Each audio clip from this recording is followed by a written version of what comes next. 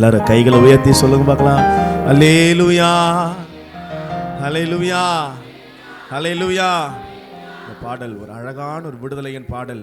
இயேசு ரத்தமே ரத்தமே ரத்தமே, இயேசு ரத்தமே ரத்தமே ரத்தமே. சொல்லுங்க, இயேசு ரத்தமே ரத்தமே ரத்தமே, விலையேற பெற்ற ரத்தமே, குற்றம் இல்லா பரிசுத்த ரத்தமே, விலையேற பெற்ற ரத்தமே, குற்றம் இல்லா பரிசுத்த ரத்தமே, இயேசு ரத்தமே ரத்தமே ரத்தமே, இயேசு ரத்தமே ரத்தமே ரத்தமே. சொல்லுங்க, இயேசு ரத்தமே ரத்தமே ரத்தமே, இயேசு ரத்தமே ரத்தமே ரத்தமே, மகா கொடூர பாவங்கள் கழுவிடும் நம் இயேசுவின் ரத்தமே.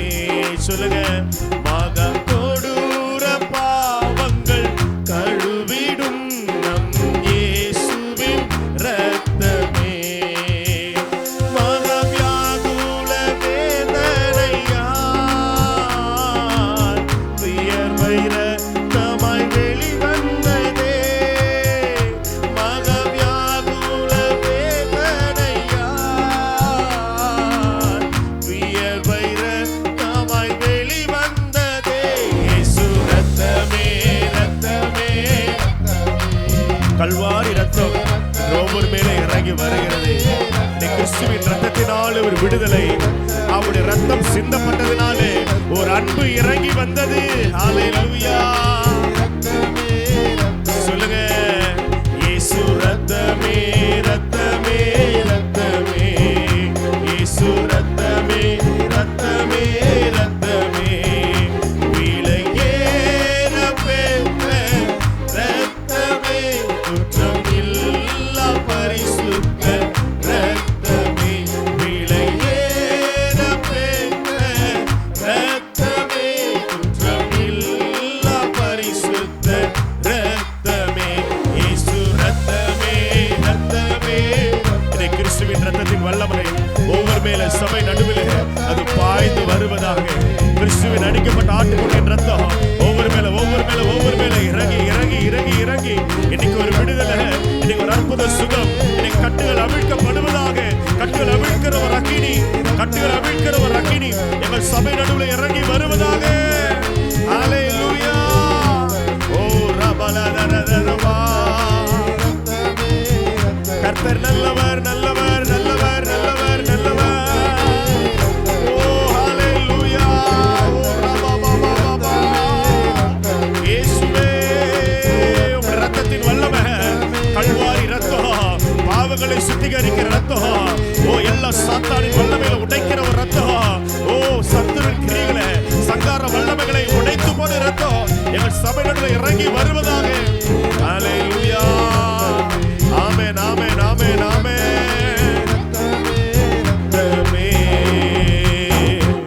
கர்த்தருடைய வல்லமை, கர்த்தருடைய ரத்தத்தின் வல்லமை, கர்த்தருடைய கிருபை நம்ம மேல இறங்கி வருது. நீ சபை நடுவில் கர்த்தருடைய வல்லமை இறங்கி வருகிறது. ஹல்லேலூயா. நம்மளை சுகமாக்க தேவன் நல்லவராய் இருக்கிறார். கர்த்தர் நம்மளை விடுதலையாக்க வல்லவராய் இருக்கிறார். கர்த்தருடைய கிருபை தேவனுக்கு நம்ம ஒவ்வொரு மேல இறங்கி வரட்டும். கர்த்தாவே, உமது கரம் தொடுவதாக இயேசுவின் நாமத்தினாலே. நீ சபை எல்லை எங்கிலும் ஒரு அக்கினி இறங்கி வருவதாக. சாத்தான் கட்டி வைத்திருக்கிற எல்லா கட்டுகள் எல்லா கட்டவிழ்க்கப்படுவதாக.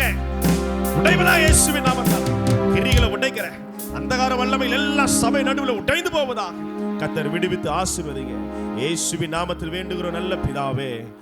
ஆமென் ஆமென் ஆமென் ஆமென். இன்னைக்கு ஒரு விசேஷித்த காரியம் என்ன அப்படின்னா, ஆண்டவர் இன்னைக்கு அநேகருடைய கட்டுகளை உடைக்க விரும்பி கொண்டிருக்கிறார். ஹல்லேலூயா. என் கூடவே நீங்க பேசணும். என்ன பண்ணணும்? கூட கூட பேசல, என்ன செய்யணும்? எது சொன்னாலும் தப்பாவே நம்ம ஆளுங்க என்ன பண்ணிடுவாங்க, புரிஞ்சு கொள்வாங்க. கூட பேசணும்னா கூட கூட பேசுறது இல்ல, அல்லேலூயான்னு சொல்லணும், ஆமேன்னு சொல்லணும். ஹல்லேலூயா. உங்கள் ஃபோனெல்லாம் சைலண்டில் போடுங்க, யாரும் பேசக்கூடாது. சபை நடுவில் வசனத்தை நல்லா ஆழமாக கவனிங்க. கர்த்தர் உங்களை ஆசீர்வதிக்கிறவராக இருக்கிறார். இந்த நாளில் ஒரே ஒரு மனிதனுடைய வாழ்க்கையை வைத்து 7 விதமான கட்டு. எத்தனை விதமான கட்டு சொல்லுங்க? உயிரோடு இருக்கிறீங்களா? உயிரோடு இருக்கிறீங்களா? செத்தவன் காதில் சங்கு ஊதினாலும் கேட்காது, நவரவே மாட்டான். அந்த மாதிரி சபை ஜனங்கள் என்ன செஞ்சிடக்கூடாது? மாறிடக்கூடாது. உயிரோடு கூட இருக்கணும். ஹல்லேலூயா, ஹல்லேலூயா. ஆண்டவர் இந்த ஒரு மனிதனை காண்பித்து ஆண்டவர் இன்னைக்கு சபையில அன்னைகளுடைய கட்டுகளை அவிழ்க்க போகிறார். எல்லா கைகளை உயர்த்தி, ஆண்டவரே இந்த நாள் எங்களை ஆசீர்வாதமாக்கி தாங்கப்பா. ஆமேன், ஆமேன். அடியை நிற்க வைத்திருக்கிற தேவாதி தேவனுக்கு நன்றி சொல்லுகிறேன். கர்த்தருக்கு மகிமை உண்டாவதாக. சபையின் தலைமை போதுகர், சபையின் விசுவாச மக்கள், மூப்பர்கள், விசுவாச ஊழியர்கள் யாவருக்கும் நன்றி செலுத்துகிறேன். கர்த்தருடைய கிருபை நம்மோடு கூட இருப்பதாக. ஆமேன், ஆமேன், ஆமேன். ஹல்லேலூயா. வேதத்திலே ஒரு மனிதனை ஒரு வேத பகுதியை வாசிக்கொண்டே வரும்போது ஆண்டவர் ஒரு மனிதனை காண்பிக்கிறார். அந்த மனுஷனுக்கு தலைப்பே எப்படி ஆண்டவர் கொடுக்கிறார் தெரியுமா? அவன் என்னவா? கட்டப்பட்டவன். என்னவா? ஆண்டவர் எப்படி அவனை அடையாளப்படுத்துறாரு? கட்டப்பட்டவனா. 1 நாளாகமத்தின் புஸ்தகம் 3ஆம் அதிகாரம் 17வது வசனம்.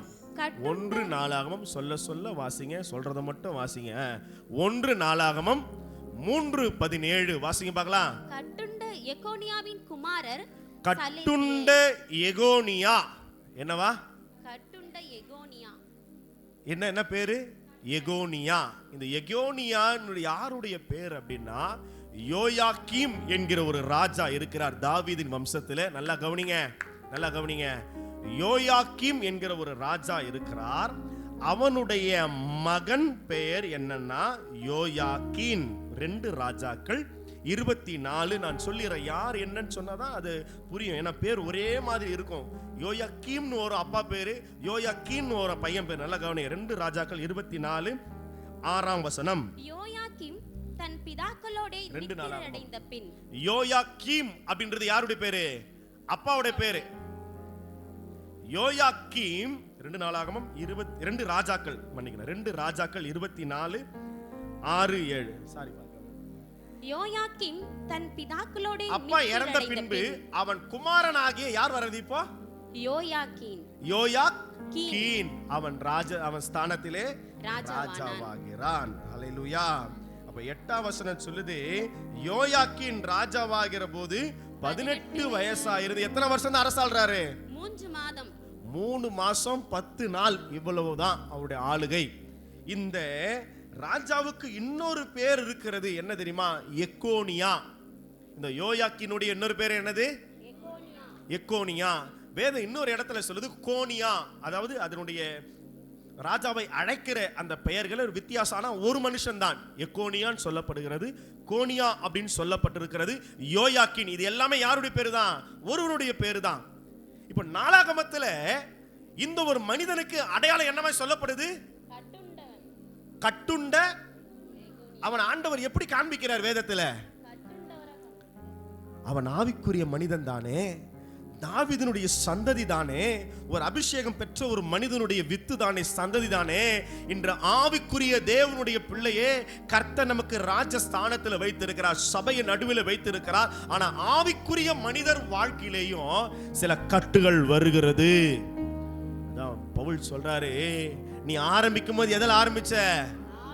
Very good. ஆனா இப்ப எதில் முடிக்க போற? இப்போ ஏன்னா ஜனங்களுடைய வாழ்க்கை கட்டப்பட்டு இருக்கிறது. ஆவிக்குரிய மனிதருடைய வாழ்க்கையில அநேக கட்டுகள். இந்த எகோனியா, யோயாக்கீம், இந்த பெயருடைய அர்த்தம் என்ன அப்படின்னா, யெகோவா நிலை நிறுத்துகிறார், யெகோவா நிலைப்படுத்துவார் அப்படின்ற ஒரு அர்த்தம். ஆனா அந்த மனுஷன் வாழ்க்கைக்கு ஏத்த மாதிரியே கர்த்தர் சில நன்மைகளை வைத்திருந்தார். ஹல்லேலூயா. இன்றைக்கு சபைக்கும் 7 விதமான ஆசீர்வாதங்களை கர்த்தர் வச்சிருக்கிறார். எத்தனை பேர் ஆமென்னு சொல்றீங்க? என்ன ஆரம்பிக்கும் போதே அல்லேலூயா வர மாட்டேங்குதே, பயமா இருக்குது. எத்தனை விதமான கட்டு இருக்குது? எத்தனை விதமான ஆசீர்வாதம் வருது? இந்த 7 கட்டை உடைச்சிட்டா எத்தனை ஆசீர்வாதம் வந்துடும்? 7 ஆசீர்வாதம் வந்துடும். நீங்க போகும்போது 7 விதமான ஆசீர்வாதங்களை கர்த்தர் உங்களுக்கு தந்தர்ல வல்லவரா இருக்கிறார். ஹல்லேலூயா, ஹல்லேலூயா, ஹல்லேலூயா. ஆண்டவர் சொல்றாரு, இந்த எகோனியா கட்டுண்டவனாய் கர்த்தர் வைக்கிறார். ஏன் ஒரு ஆவிக்குரிய மனிதர் வாழ்க்கையில கட்டுகள் வருகிறது? 7 விதமான கட்டுகள் என்ன? நம்பிக்கை இழந்த ஒரு சூழ்நிலையில 37 வருஷம் சிறை தண்டனை இருக்கிறார். யாரு? இந்த யோயாக்கீன் என்கிற எகோனியா. எத்தனை வருஷம்? 37 வருஷம் சிறை தண்டனை. தன்னுடைய வாழ்நாளையே சிறையிலே கழித்த ஒரு மனிதன். நம்பிக்கை கிடையாது. எதிர்காலத்தில் வாழ்வேனா நம்பிக்கை கிடையாது. இருளிலே வெளிச்சம், அதாவது வாழ்க்கையே இருளா முடிஞ்சிருமோ, என் வாழ்க்கை அவ்வளவுதான், என் சந்ததி அவ்வளவுதான், அப்படி எல்லா நம்பிக்கையும் இழந்து நம்பிக்கை இல்லாத ஒரு மனிதன் வாழ்க்கையில தான் ஆண்டவர் கட்டுகளை உடைத்து ஆசீர்வதிக்க ஆரம்பித்தார். ஹல்லேலூயா. இன்னைக்கு நம்பிக்கை இல்லாமல் இருக்கிற தேவ பிள்ளையே, நமக்கே தெரியாம நிறைய கட்டுகள் வருகிறது. நமக்கே தெரியாம அநேக பிரச்சனைகள், போராட்டங்கள் நம்முடைய வாழ்க்கையில வந்து கொண்டிருக்கிறது. இன்னைக்கு தேவன் இந்த 7 விதமான நேரத்தை சீக்கிரமா போகணும், கட்டுகளை உடைக்க கர்த்தர் கிருபை தருவாராக. ஆமென், ஆமென், ஹல்லேலூயா. எல்லா கைகளை வைத்து அல்லேலூயா போட்டுருங்க பார்க்கலாம். ஹல்லேலூயா, ஹல்லேலூயா, ஹல்லேலூயா. வசனத்துக்கு நேராய் போகிறோம். நிமிர்ந்து உட்காருங்க, வசனத்தை கவனிங்க. முதல் கட்டு, ஒரு ஆவிக்குரிய பிள்ளைகள் வாழ்க்கையில கட்டுகளே வரக்கூடாது. ஆனா கட்டுகள் வருவதற்கான காரணம் என்ன? எவ்விதமான கட்டுகள் அப்படின்னா, முதல் கட்டு பாவக்கட்டு. சொல்லுங்க, முதல் கட்டு என்னது? முதல் கட்டு என்னது?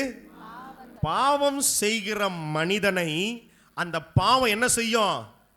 கட்ட ஆரம்பிச்சிடும். வசனம் எங்க இருக்குது?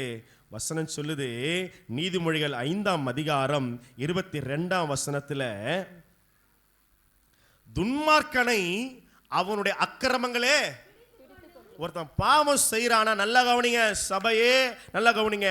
நம்ம தவறு செய்யும் போது நம்ம நினைப்போம், எனக்கு எல்லாம் தெரியும், இதெல்லாம் விட்டு வெளியே வந்துடுவேன். ஆனா ஒருவன் பாவம் செய்யும் போது அந்த பாவம் அவனை பின்தொடர்ந்து வரும். பாவம் என்ன செய்யும்? அதான் சொல்லுது, the wages of sins death. அதாவது பாவத்தின் சம்பளம் மரணம். பாவத்துக்கு ஒரு சம்பளம் இருக்குது, அது என்னமா? மரணம். பாவம் செய்யும் போது ஒன்னு பின்னாடியே வருது, என்னது? கட்டு. துன்மார்க்கனை அவனுடைய அக்கிரமம், அவன் செய்யற பாவம் இருக்கு தெரியுமா, அது என்ன செஞ்சிரும்? பிடித்து கொள்ளும். தன்னுடைய பாவ கயிறுகளினாலே. என்ன கயிறா? தன் பாவ கயிறு. ஒரு கட்டு, முதல் கட்டு என்னது? என்ன கட்டு? அந்த கயிறு அது என்ன செய்யுமா? அவனை கட்ட ஆரம்பிக்கும். ஒரு சின்ன ஒரு பாவம் தானே நினைப்பான், சின்ன ஒரு காரியம் தானே நினைப்பான், இதெல்லாம் ஒரு பெரிய பாவமா பாஸ்டர், இதெல்லாம் ஒரு பெரிய காரியமா? ஆனா அந்த பாவம் வளர வளர வளர, ஒரு சர்ப்பம் எப்படி ஒரு மனிதனை வளைந்து கொள்ளுமோ, ஒரு மலைப்பாம்பு ஒருத்த வளர்த்தா வித்தை காட்டி பிழைக்கிறான். ஒரு நாள் என்ன செய்யுது தெரியுமா? அந்த மலைப்பாம்பு அவனை இருக்க ஆரம்பிக்குது. ஒரு பாம்பு, மலைப்பாம்பு ஒரு சுத்துதுன்னா, ஒரு மனுஷனை, ஒரு விலங்கை சுத்துதுன்னா முதல்ல மூச்சு முட்டை செய்யும். இடமே கொடுக்காம மூச்சு முட்டை செய்து எலும்புகள் எல்லாம் உடைக்க தான் அதன் வாயை விரிவாய் திறந்து அந்த விலங்கு என்ன செய்யும்? அது அப்படியே விழுங்கி விடும். பாவம் செய்கிற மனிதனை அந்த பாவம் என்ன செய்ய ஆரம்பிச்சிடும்? கட்ட ஆரம்பிக்கும்.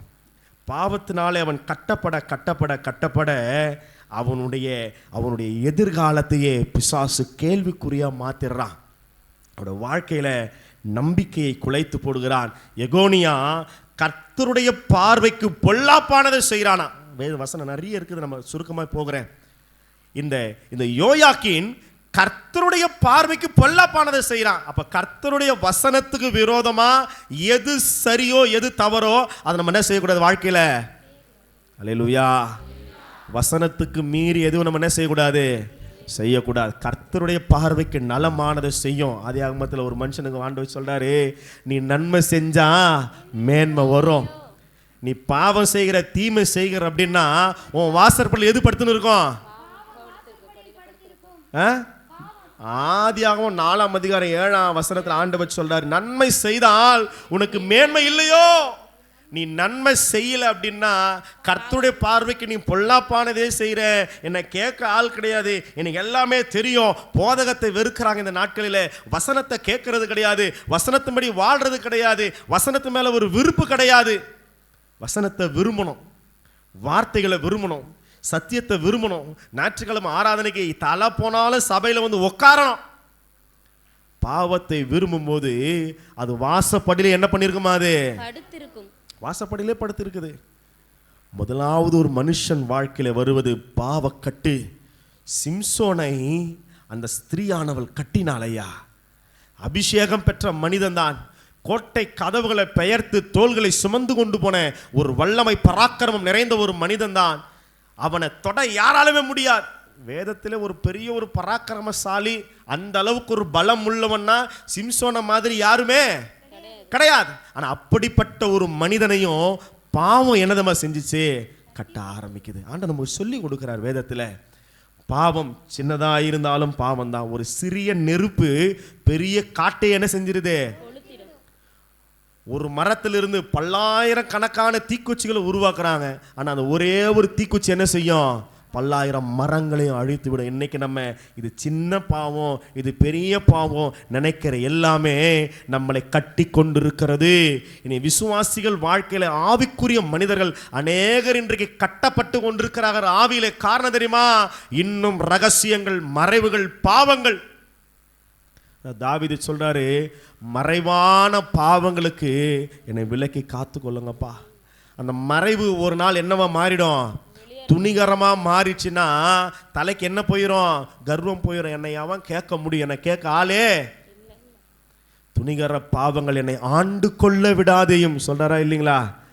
அது என்ன செஞ்சு நம்ம தலைமையில உட்காந்து நம்மளை கண்ட்ரோல் பண்ண ஆரம்பிக்கும், நம்மளை அதை ஆளுகை செய்ய ஆரம்பிக்கும். விசுவாசியே, தேவ பிள்ளையே, சபைகளிலே ஆவிக்குரிய மனிதர்கள் வாழ்க்கையில பிசாசு கொண்டு வருகிற முதல் கட்டு இந்த பாவக்கட்டு. கர்த்தருடைய பார்வைக்கு பொல்லாப்பானதை இந்த யெகோனியா, இந்த யோயாக்கின் செய்தபடினாலே அவன் கட்டப்பட்டான். 3 மாசம் 10 நாள். இவ்வளவுதான் அவனுடைய அரசாளுக. எவ்வளவா சொல்லுங்களேன்? எத்தனை மாசம் தான் ராஜ்யபாரம் இருந்தது அவன் கையில? 3 மாசம் 10 நாள். அவ்வளவுதான். ஒரு 100 நாள் கூட ஆட்சி செய்ய முடியல. ஆண்டவர் ஆளுகையை சிறையிருப்பாய் மாற்றினார். கட்டப்பட்டார். தன் பாவ கயிறுகளாலே மனிதன் கட்டப்படுகிறான். அப்ப ஆவிக்குரிய பிள்ளைக வசனத்துக்கு ஏற்ற மாதிரி நம்ம வாழ ஆரம்பிச்சோம் அப்படின்னா கட்டுகள் விடுதலையாக ஆரம்பிக்கும். ஹல்லேலூயா. நம்முடைய வாழ்க்கையில கட்டுகள் வர முதல் கட்டு என்ன கட்டு? ரெண்டாவது, நான் வேக வேகமாய் போகிறேன், நேரம் கிடையாது. 7 ஆசீர்வாதத்தை நீங்க சொல்லி முடிக்கணும். நல்லா கவனிங்க. ரெண்டாவது ஒரு கட்டு இருக்கிறது. என்ன தெரியுமா? சிறையிருப்பின் கட்டு. சொல்லுங்க, என்ன கட்டு? சொல்லுங்க, ரெண்டாவது என்ன கட்டு? இதை அடிமைதனத்தின் கட்டுன்னு கூட நம்ம சொல்லலாம். நல்லா கவனிங்க. இந்த பாவத்தினாலே நடந்த ஒரு காரியம் தெரியுமா? சத்துரு வருகிறான். பாவம் செய்ய செய்ய சத்துரு வருகிறார். 2 ராஜாக்கள் 24ஆம் அதிகாரத்துல 10-11 வசனங்களை நம்ம வாசிச்சோம் அப்படின்னா, அக்காலத்திலே பாபிலோன் ராஜாவாகிய நேபுகாத் நேச்சாரின் சேவகர் எருசலேமுக்கு வந்தார்கள். சேவகன் வந்து முற்றுகை போட்டான். அடுத்த வசனம் சொல்லுது, பாபிலோன் ராஜாவாகிய நேபுகாத் நேச்சாருடைய சேவகர் நகரத்தை முற்றுகை போடுகையில். சேவகர் வந்து நகரத்தை முற்றுகை போடும் போது இப்ப யாரு வந்துறான்? இப்போ அவன் தானும் அதற்கு விரோதமாய் வந்தான். தானும் அப்படின்னா ராஜாவே சிறைப்படுத்துகிறவனே நேரடியாக இறங்கி வரான். சேவகர் அனுப்பி முற்றுகை போடு, சிறைப்படுத்துன்னு சொல்றான், ரைட்டு. ஆனா இப்ப சிறையிருப்பினுடைய கட்டுன தெரியுமா? அவன் சொன்ன அதே ராஜாவே அவன் தானும் இறங்கி வந்து அதற்கு விரோதமாய் வருகிறான், சிறைப்படுத்துகிறான். நம்முடைய வாழ்க்கையில சிறையிருப்பு வருகிறது, பாவம் இருக்கிறது. ஆனா பிசாசுடைய தந்திரம் தெரியுமா? பாவத்துக்கு ஏதுவான அந்த சிந்தனைகளை பிசாசு கொண்டு வருகிறான். இது செய்யலாம், யாரும் இல்லை, அந்த மறைவான நேரத்தில் இந்த காரியங்களை செய்யலாம். அந்த ஈவில் தாட், அந்த ஈவில் மைண்டுன்னு சொல்றது தெரியுமா? அந்த டிசையர், அந்த விருப்பத்தை பிசாசு கொண்டு வருகிறான். இன்னைக்கு நிறைய விசுவாச மக்களை பிசாசு அடிமைப்படுத்தி வைத்திருக்கிறான். நிறைய கிறிஸ்தவர்களை பிசாசு பாவத்தில் அடிமைப்படுத்தி வைத்திருக்கிறான். விசுவாச மக்கள் வாழ்க்கையில சில அடிமைத்தனங்களை பிசாசு வச்சிருக்கிறான். பார்த்தோம் அப்படின்னா சில பேருக்கு டிவி இல்லைன்னா உயிர் வாழவே மாட்டாங்க. சில பேருக்கு இந்த சீரியல் பார்க்கலனா உயிரே, சீரியல் பார்த்தே ஆகணும். சில பேருக்கு சாப்பாட்டுக்கு அடிமையாக இருப்பாங்க. சில பேர் சாப்பாடையே தின்னு கொண்டு இருப்பாங்க. நல்லா கவனிங்க, மாம்ச இச்சைகளை ஒருவன் மேற்கொள்ளணும்னா முதல்ல எதை கட்டுப்படுத்தணும் தெரியுமா? உணவு. தன்னுடைய சாப்பிடணுன்ற அந்த ஒரு எண்ணத்தை சாப்பாடை அவன் கட்டுப்படுத்த ஆரம்பித்தாலே தன் மாமிச இச்சைகளை அவனால் கட்டுப்படுத்த முடியும் என்று பரிசுத்தவான்கள் எழுதி வைத்திருக்கிறார்கள். அல்லேலூயா. அதுக்கு தான் வருஷத்தில் 2 தடவை 3 தடவை ஃபாஸ்டிங்கே போடணும். எதை நம்ம ஃபீட் பண்ணுறோமோ அது அதிகமாக வளரும் இல்லையா? ஆவியை நம்ம போஷித்தா ஆவி என்ன செய்ய ஆரம்பிக்கும்? வளர ஆரம்பிக்கும். அடுத்த மாதம் கடைசியில், அடுத்த மாதத்தில் ஒரு 40 நாள் ஃபாஸ்டிங் பிரேயர் வரும். வராத ஆட்களே இருக்கக்கூடாது. எல்லா சபையும் உட்காந்து ஜெபிக்கணும். வர வருஷம் தலையெழுத்து என்னவா இருக்கும் நமக்கு தெரியாது. ஆனால் நம்ம ஜெபிச்சோம் அப்படின்னா சாபத்தையும் கர்த்தர் ஆசீர்வாதமாக நமக்கு மாற்றி தருவார். ஹல்லேலூயா. இந்த மாதத்தை நம்ம விதைக்கணும், ஜெபிக்கணும். சில பேருக்கு டிவி ஒரு அடிமை, சில பேருக்கு சாப்பாடு ஒரு அடிமை, சில பேருக்கு ஃபோன் ஒரு அடிமை, சில பேருக்கு அந்த சீரியல் பார்க்குற ஒரு காரியம், சில பேருக்கு புகைப்பிழைக்கிறது ஒரு அடிமைத்தனம். சிகரெட் பிடிக்கிறாங்க, இன்னைக்கு கிறிஸ்தவ மக்கள் இன்னைக்கு குடிச்சிட்டு இருக்கிறான். அதெல்லாம் ஒரு அடிமைத்தனம். அவன் நடுக்கடலிலே ஒரு நிர்வாணமாய் கிடக்கிறான். நீதிமொழிகள் சொல்லுது, அடிச்சாங்க சொர்ணையில ரத்தம் கலங்கின கண்களாய் அவன் உருண்டு கிடக்கிறான். விசுவாசி புறஜாதி செய்யலாயா? விசுவாசி கையில் ஒரு நாளும் இப்படிப்பட்ட அடிமைதனங்கள் வருது அப்படின்னா அவன் வாழ்க்கையில் அடுத்த லெவலுக்கு போகவும் முடியாது. அடுத்த நிலைமைக்கு அவனால் வெளியே போகவே முடியாது. கர்த்தர் ஒரு இடத்துல கட்டிடுவார், அந்த பிசாசு ஒரு இடத்துல கட்டி வச்சிருவான். நீ என்னைக்கு இந்த அடிமைதனத்தை நீ விடுறியோ அன்னைக்கு தான் உன் சரீரத்தை கர்த்தர் ஆசீர்வதிக்க ஆரம்பிப்பா. நான் குடிச்சு கொண்டு, நான் சிகரெட் பிடிச்சு கொண்டு எல்லாம் ஆபாசமான காரியங்கள், சிலர் அதில் அடிமைதனப்பட்டிருக்கிறாங்க. ஏதாவது ஒன்றத்தை பார்க்கணும், மாம்சத்தை போஷிக்கணும். இன்னைக்கு நிறைய விசுவாச மக்களை பிசாசு, இதெல்லாம் தவறு இல்லையே. மற்ற சபையெல்லாம் பார், எல்லாம் ஜோடி ஜோடியாக வராங்க. நம்ம சபையை ஏன் இன்னும் டெவலப்பே ஆகலை? எதில் டெவலப் வேணுமா? எதில் டெவலப் வேணும்? பாஸ்டர் இன்னும் அப்டேட்டே ஆகலை. பாஸ்டர் என்ன ஆகலை? அப்டேட்டே ஆகலை. நம்ம சபை இப்படி தான் இருக்கும்.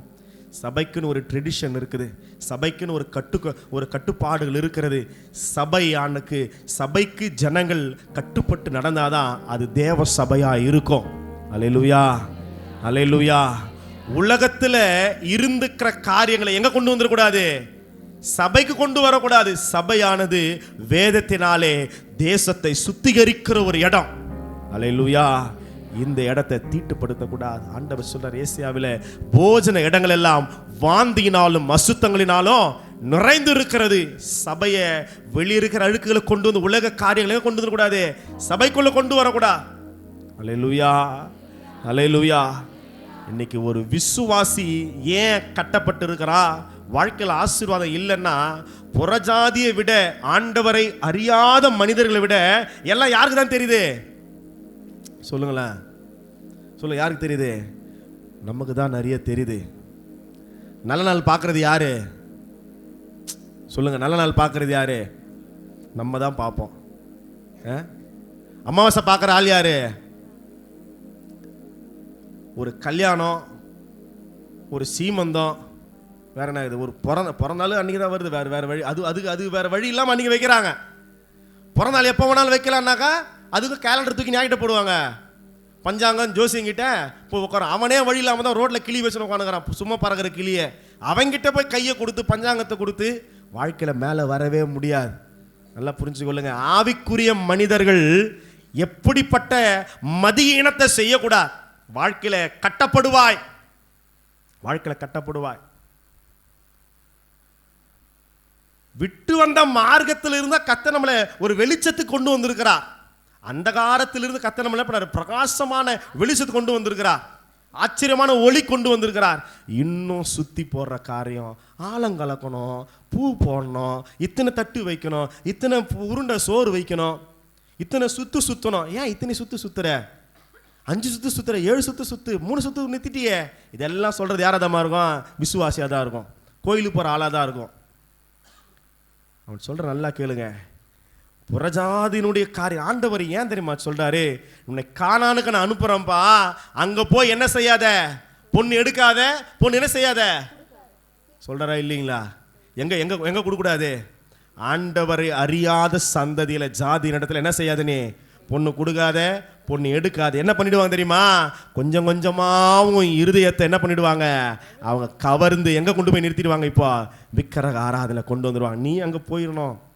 என்னாகமத்தில் சொல்லுது, மோவாபியர் பலி விருந்து செய்யும்போது யாரை சாப்பிட கூப்பிடுறாங்க? இஸ்ரவேலரை சாப்பிட கூப்பிடுறாங்க. எதில் விழுந்தான் விசுவாசி? சொல்லுங்க, விசுவாசி எதில் விழுந்தான்? வாதை எதில் வருது விசுவாசிக்கு? சோறு. தீனி பண்டாரங்களா விசுவாசிங்க இருக்கக்கூடாது. ஒரு இந்து ஃபங்க்ஷனா அவன் ஏதோ கற்பூரம் கொளுத்தி ஏதோ கொளுத்தி பண்றானா, இந்து ஃபங்க்ஷனா சாப்பிட மாட்டேன்னு பொருத்தனை பண்ணு கர்த்தர் சமூகத்தில். முதல்ல எதிர்ப்பாங்க, முதல்ல வெறுப்பாங்க, அப்புறம் சொல்லுவாங்க அவன் அப்படிதான்ப்பா, அவன் அதெல்லாம் சாப்பிட மாட்டான்.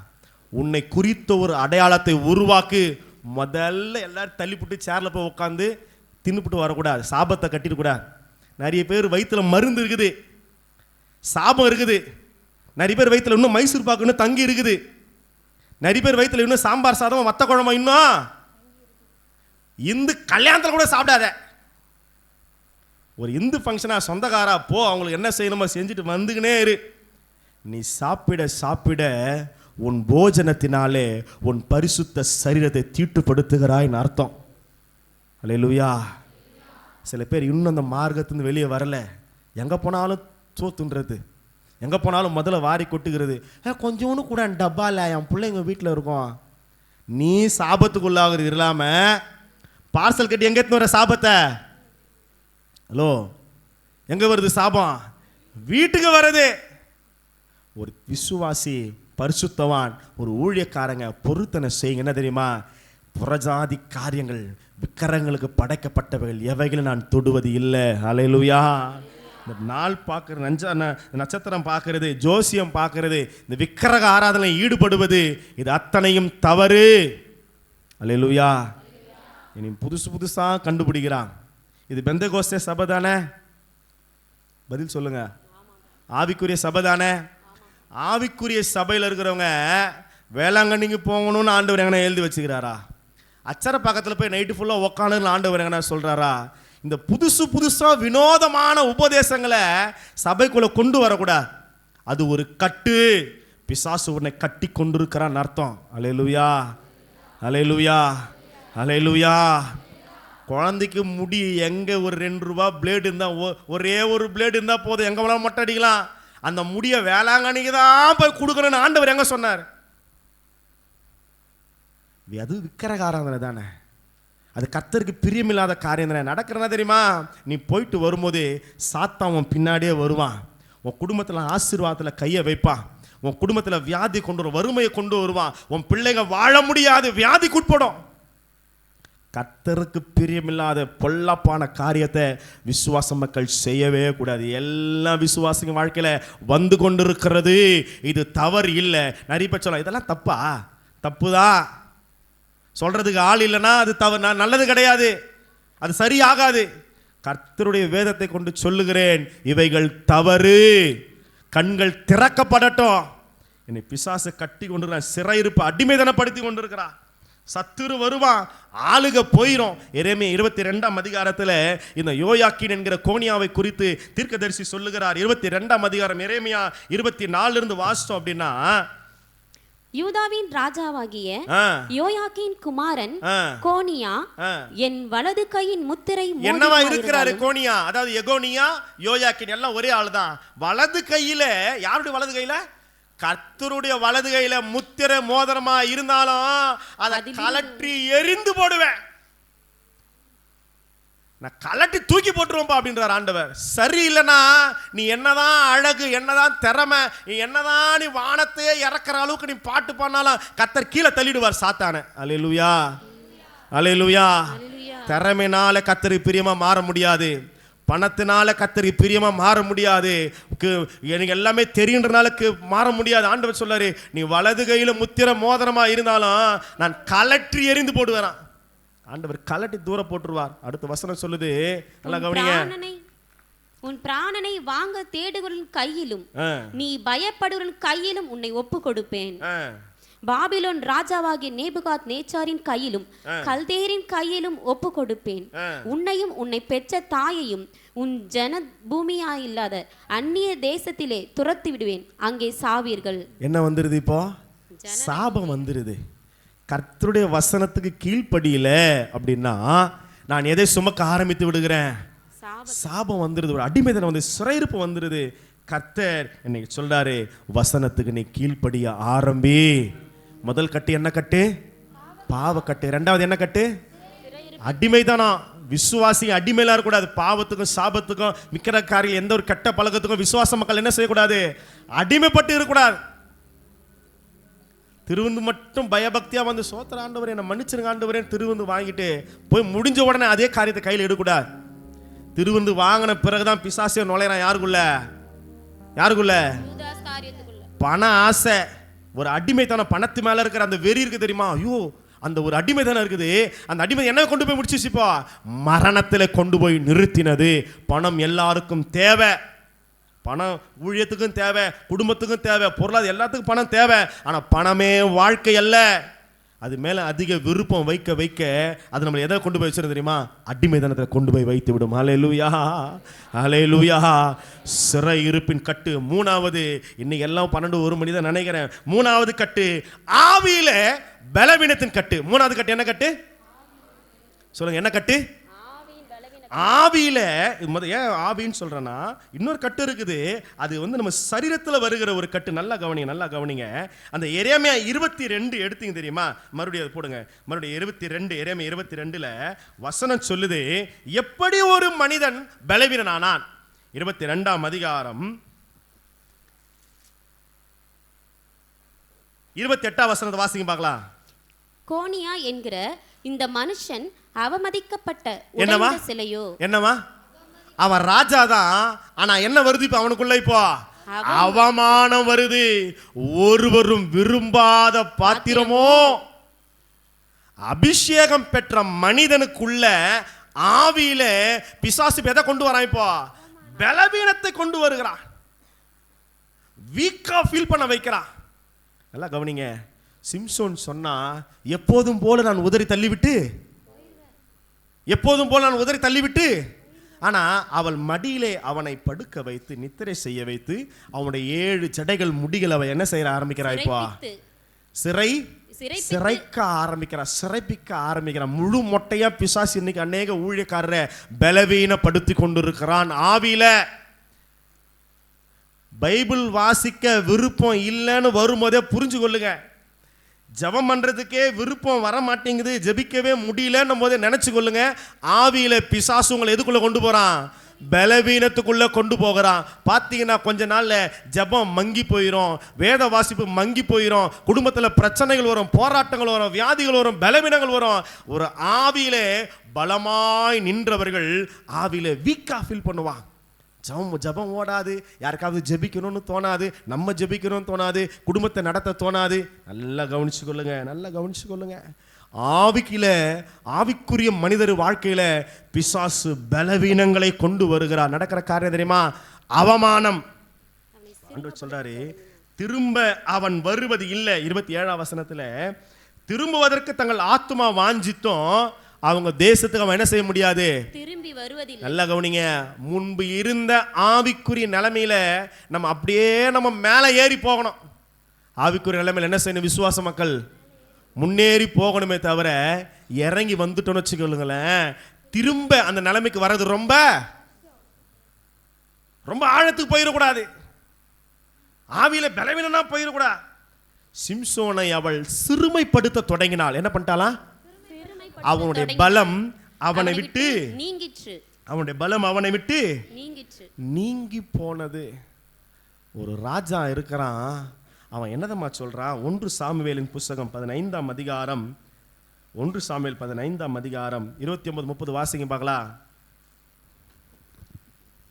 அப்படியே சாதோக்கும் அபியத்தாரும் 1 சாமுவேல் 15 29-30.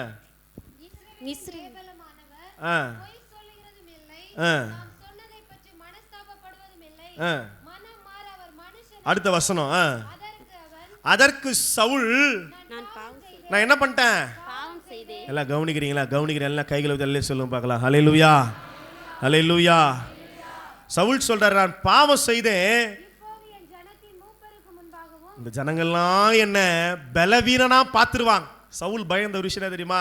இவங்க எல்லாரும் என்னவா நினைச்சிருவாங்க? என்ன சவுல் வீக் ஆயிட்டாரு, ஆவியிலே சவுல் வீக்கா பலவீனனா மாறிட்டாரு. இப்போது என் ஜனத்தின் மூப்பருக்கு முன்பாகவும் இஸ்ரவேலுக்கு முன்பதாக எல்லாருக்கும் முன்னாடி நீங்க என்ன செய்யணும்? நீங்க கனம் பண்ணி நான் உம்முடைய தேவனாகிய கர்த்தரை பணிந்து கொள்ளும்படி என்னோடு கூட திரும்பி வாங்க. சவுல் ராஜாவாய் இருந்தாலும் பலவீனனாய் மாறினான். ஏன் தெரியுமா? இன்னைக்கு ஒரு விஷயத்தை உங்களுக்கு நான் சொல்லி கொடுக்கிறேன். ஆவிக்குரிய மனிதனோடு ஒரு ஐக்கியம் எப்பவுமே உங்களுக்கு இருக்கணும். அல்லேலூயா. பரிசுத்தவானோட எப்பவுமே உங்களுக்கு ஐக்கியம் இருக்கணும். வாழ்க்கையில ரகசிய பாவங்கள் இது வந்துருச்சுனாலே நல்லா கவனிங்க, கொஞ்சம் கொஞ்சமா ஊழியக்காரனோடு அந்த தொடர்பு பிசாசை வெட்ட ஆரம்பிச்சிருவான். சவுலுக்கும் சாமுவேலுக்கும் நல்ல ஒரு உறவு. தாவீதை விட சவுலுடைய ஆரம்பம் அற்புதமான ஒரு ஆரம்பம். தீர்க்கதரிசிகள் கூட்டத்தை பார்த்த உடனே ஆண்டவர் இறங்குறாரு பாருங்க. தீர்க்கதரிசனம் சொல்லுகிறார், கழுதையை தேட போன ஒரு மனிதனை மேடைக்கு கூட்டு வந்து, நீ வருவதுக்கு முன்னாடி ஆண்டவர் சொல்லிட்டாருப்பா நீ வருவன்னு. ஆசாரியனுக்கு கொடுக்கப்படுகிற முன்னம் தொடை ஒரு ஊழியத்தினுடைய அபிஷேகத்தை ஆண்டவர் முன்னாடியே சவுலுக்காக ஆயத்தம் பண்ணி கொடுக்கிறார். தைல குப்பிய வார்க்கிறார். தீர்க்கதரிசி சொல்லுகிறான், தலவாடங்களை போய் ஒளிஞ்சு கொள்றாரு. கர்த்தர் தேடி கொண்டு வந்து ராஜாவாய் நிறுத்துகிறார். அவன் நிற்கும் போது எல்லாரும் அவன் தோளுக்கு கீழே இருக்கிறாங்க. எல்லாரை விட மேன்மையா தான் சவுலை ஆண்டவர் வச்சார். அல்லேலூயா.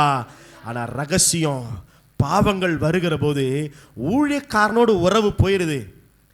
அவன் போகும்போது திரும்புகிறார். சாமுவேல் திரும்பும்போது சால்வை யார் பிடிச்சுக்கிறது? இப்போ கவனிக்கிறீங்களா? சால்வை யார் பிடிச்சுக்கிறது? சவுல் பிடித்த போது சால்வை. சால்வை என்பது ஊழியத்தினுடைய அடையாளம். அடுத்த கட்ட தலைமைக்கான ஒரு அடையாளம்.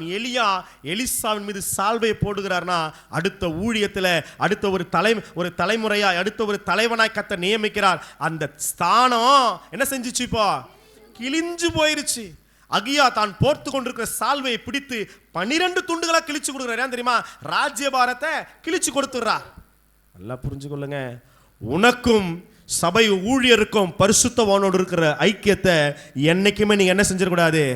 இழந்துடவே கூடாது.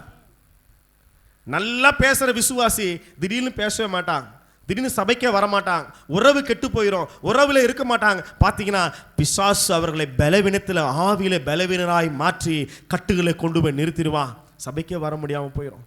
வாழ்க்கையில அநேக போராட்டங்களை பார்த்து கொண்டிருக்கிறோம். பிசாசு கொண்டு வருகிற மூன்றாவது ஒரு கட்டு பலவீனத்தின் கட்டு. இப்போ என்ன புரிஞ்சுக்கணும்? ஊழியனோடு நல்ல ஐக்கியத்தில் இருக்கணும், நல்ல ஆவிக்குரிய மனிதராக இருக்கணும். நாலாவது, நான் வேகமாய் போடுகிறேன். நாலாவது ஒரு கட்டு இருக்கிறது, வியாதியின் கட்டு. சொல்லுங்க, நாலாவது என்ன கட்டு? சொல்லுங்க, நாலாவது என்ன கட்டு? வியாதியின் கட்டு. வசனம் சொல்லுது, கட்டுண்ட எகோனியா அப்படின்னா சரீரம் என்ன செஞ்சிருக்குது? இப்போ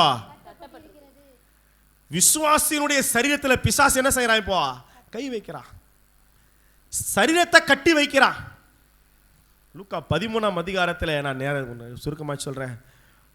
16 வருஷமா ஒரு அம்மா கோயிலுக்கு போயிட்டு தான் இருக்குது. ஆனா கோயிலுக்கு போற அம்மாவுக்கு சாத்தா என்ன பண்ணி வச்சிருக்கிறா? 16 வருஷமா 18 வருஷமாய் பலவீனப்படுத்தும் ஆவியை கொண்ட ஒரு ஸ்திரீ அங்கே இருந்தாள். அவள் எவ்வளவும் நிமிரக்கூடாத கூனியா இருந்தாள். 18 வருஷமா பிசாசு என்ன பண்ணிட்டான்? வாழ்க்கைய பலவீனப்படுத்திட்டான்.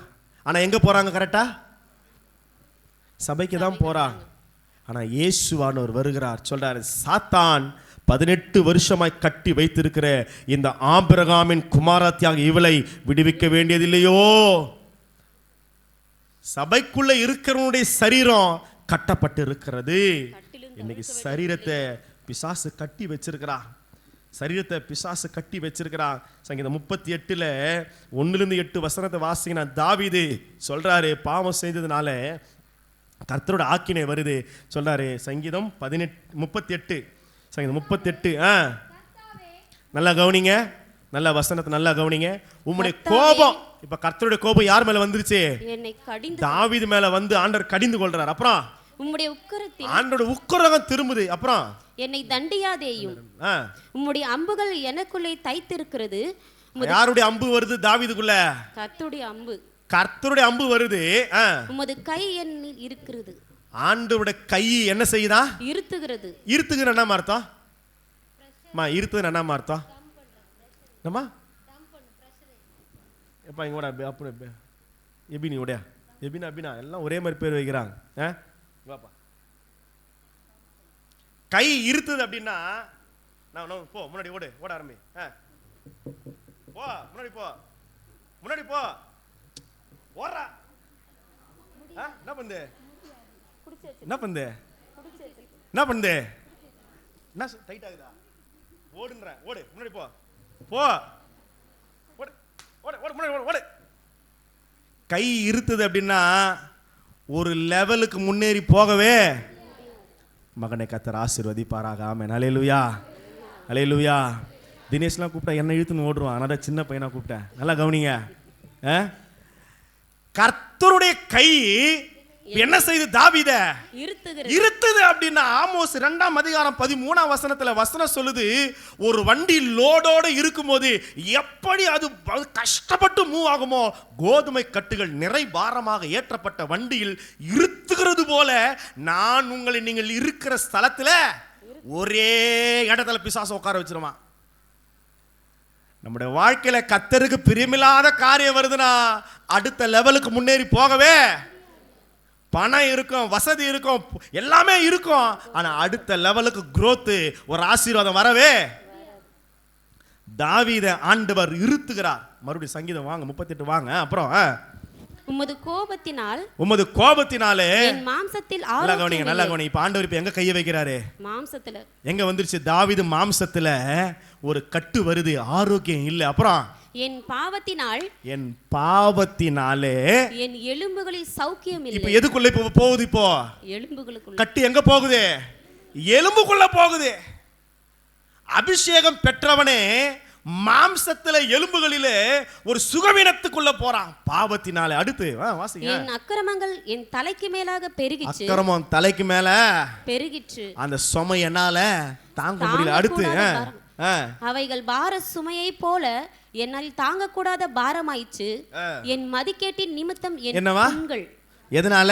மதிக்கேட்டின் நிமித்தம் என் ஜனங்கள் அறிவில்லாமையினாலே சங்காரமாகறான். இன்னைக்கு ஜனங்களுக்கு ஒரு தெளிவு இல்லை. எங்க சாப்பிடணுமோ அங்கதான் சாப்பிடணும், எங்க வாங்கணுமோ அங்கதான் வாங்கணும். எல்லாமே நமக்கானது அல்ல. எல்லாவற்றையும் செய்ய எனக்கு தகுதி இருக்குது, ஆனா கிறிஸ்துவுக்குள்ள எல்லாமே நமக்கு தகுதி ஆகாது. ஹல்லேலூயா. மற்றவனுடைய வாழ்க்கை என்னுடைய வாழ்க்கை அல்ல. மற்றவர்களை போல கர்த்தர் நம்மளை வாழ அழைக்கவில்லை. நீங்கள் என்னுடையவர்களாக இருக்கும்படி, எனக்கேற்ற பரிசுத்தவான்களாக இருக்கும்படிக்கு கர்த்தர் நம்மளை அழைத்து வைத்திருக்கிறார். ஹல்லேலூயா. என் மதிக்கேடு, என் புத்தி ஈனத்தினாலே, நான் புத்தி இல்லாமல் செய்கிற சில காரியத்தினால எனக்குள்ள என்ன வந்துருது? இப்போ என் புண்ணெல்லாம் அழுகி என்ன எடுக்குது? இப்போ நாற்றம் எடுத்தது. என் புண்ணெல்லாம் அழுகி நாற்றம் எடுக்கிறது. அப்புறம் நான் வேதனைப்பட்டு ஒடுங்கினேன், நாள் முழுவதும் துக்கப்பட்டு திரிகிறேன். என் குடல்கள் எரிபந்தமாய் எரிகிறது. குடல்லாம் இப்ப எப்படி எரியுது? எரிபந்தமாய் எரிகிறது. என் குடல்லாம் என்ன பண்ணுது? எரியுது. விக்கிரக ஆராதனை வீட்டுல சாப்பிடுற தேவ பிள்ளையே, வயிற்று வலின்னு பாசக்கிட்ட வர ஓடி வரல. அதை சாப்பிட்றதுக்கு முன்னாடி யோசிக்கணும். மதீனமாய் செய்யக்கூடாது. சில ஃபங்க்ஷன்கள் குடும்பத்தில் வருது, சொல்லிடும் நான் ஃபாஸ்டிங்மா, நான் சாப்பிட மாட்டேன். கோச்சிங்கன்னா கோச்சின்னு போட்டோம். அதை ஒரு வேளை சோத்தை தின்னுபுட்டு சாபத்தை குடல்ல என்ன பண்ணக்கூடாது? சுமந்து தெரியக்கூடாது. அல்லேலூயா சொல்லுங்களேன். நிறைய பேர் சாப்பாடை பற்றி சொன்ன உடனே சோகம் வந்துச்சு. அவன் காது குத்துறான், மட்டன் பிரியாணி பாஸ்தா, நான் தூரமாக தான் இருக்கிறேன், ஆனால் அந்த வாசனை என்ன பண்ணிச்சு? அந்த வாசனை என்ன இழுத்து கொண்டு போய் என்னை கவர்ந்தது பாஸ்டர். சும்மா ஒரு பீஸ் தான் துண்ண, ஒரே வயிறு வலி, ஒரே வாந்தி, ஒரே பேதி. ஆமாம், வாந்தி பேதி வந்தா சந்தோஷப்படு. கர்த்தர் அது உன்னை விட்டு தூரம் பார்க்குறாருன்னு வயிற்றிலே வச்சுக்கலாத. அல்லேலூயா. நிறைய பேர் இன்னும் அந்த உலகத்துக்கு சாவே கிடையாது. விசுவாசி முதல்ல என்ன செய்யணும்? செத்துடணும். பாஸ்டர் ஞானசனம் கொடுக்கும்போது என்ன பண்ணுறாரு? நான்லாம் மூக்கை கெட்டியமாக பிடிச்சிக்குவேன், சாவுடா உள்ள. பழைய மனுஷன் என்ன பண்ணேன், ஞானசனம் யாருன்னா 1-2 பேர் கொடுக்குறனா என்ன பண்ணுவேன், முதல்ல அவன் மூக்கை பிடிக்கிறானோ இல்லையோ நான் மூக்கை பிடிச்சிடுவேன். மூக்கை பிடிச்சி அழுத்தி 1 நிமிஷம் வெளியே எடுக்கணும். ஏன் தெரியுமா, பழைய சுபாவம், பழைய வாழ்க்கை, இந்த உலகத்தில் இது வரைக்கும் நீ கற்று வளர்ந்த எல்லா கிரிகளை அந்த தண்ணியிலேயே நீ அடக்கம் பண்ணி ஒரு புது மனுஷனை வந்தாதான் வாழ்க்கை ஆசீர்வாதமாக மாறும். ஹல்லேலூயா, ஹல்லேலூயா. கேயாசி பின்னாடியே ஓடுறான், பணத்து பின்னாடி. அவனுடைய குஷ்டரோகத்தை இப்போ யாருக்கு வாங்கினது, எல்லாத்துக்கும் ஆசைப்படாத. ஒருத்தன் மாடி வீட்டில் இருக்கிறான், ஐயோ அந்த மாடி வீடு, ஐயோ அந்த புடவை, ஐயோ அந்த நகை, என்னமா நகை இருந்து தெரியுமா. மற்ற குடும்பத்தில் மற்ற விசுவாசி இந்த உலகத்தில் இருக்கிற எந்த மனிதன் மேலும் கண்ணு சொல்லுங்க என்ன பண்ணக்கூடாது, கண்ணு வைக்கக்கூடாது, ஆசைப்படக்கூடாது. சில நேரத்தில் நம்ம இச்சிக்கிறத ஆண்டவர் கொடுத்துருவார். இச்சிக்கிறத சொல்லுங்களேன், இன்னைக்கு என்னவோ இன்னைக்கு லேட்டு தான் ஆக போகுதுன்னு நினைக்கிறேன், மனசில் திட்ட ஆரம்பிக்கிறீங்க. ஆண்டவர் நம்ம எதுவும் ஐயோ இந்த நகை எனக்கு வேணும், இந்த புடவை தான் நான் கட்டுவேன்னு சொல்றீங்க தெரியுமா, இச்சிக்கிறத குத்துருவாரு. ஆனால் அது வாயில் இருக்கும்போது என்ன வந்துடும், வாதையும் வந்துடும். சாவுன்றாங்க போது, நானாவது பரவாயில்ல கொஞ்சம் சாஃப்டாக சொல்கிறேன், நானாவது கொஞ்சம் அன்பாக பேசுகிறேன். இச்சிக்கிறத ஆண்டவர் கொடுத்துருவாரு. ஒரே அழுவேன், நான் கட்டினா இவளை தான் கட்டுவேன், சரி வாழ்ந்துட்டு போ போ எத்துனுப்பா சனின,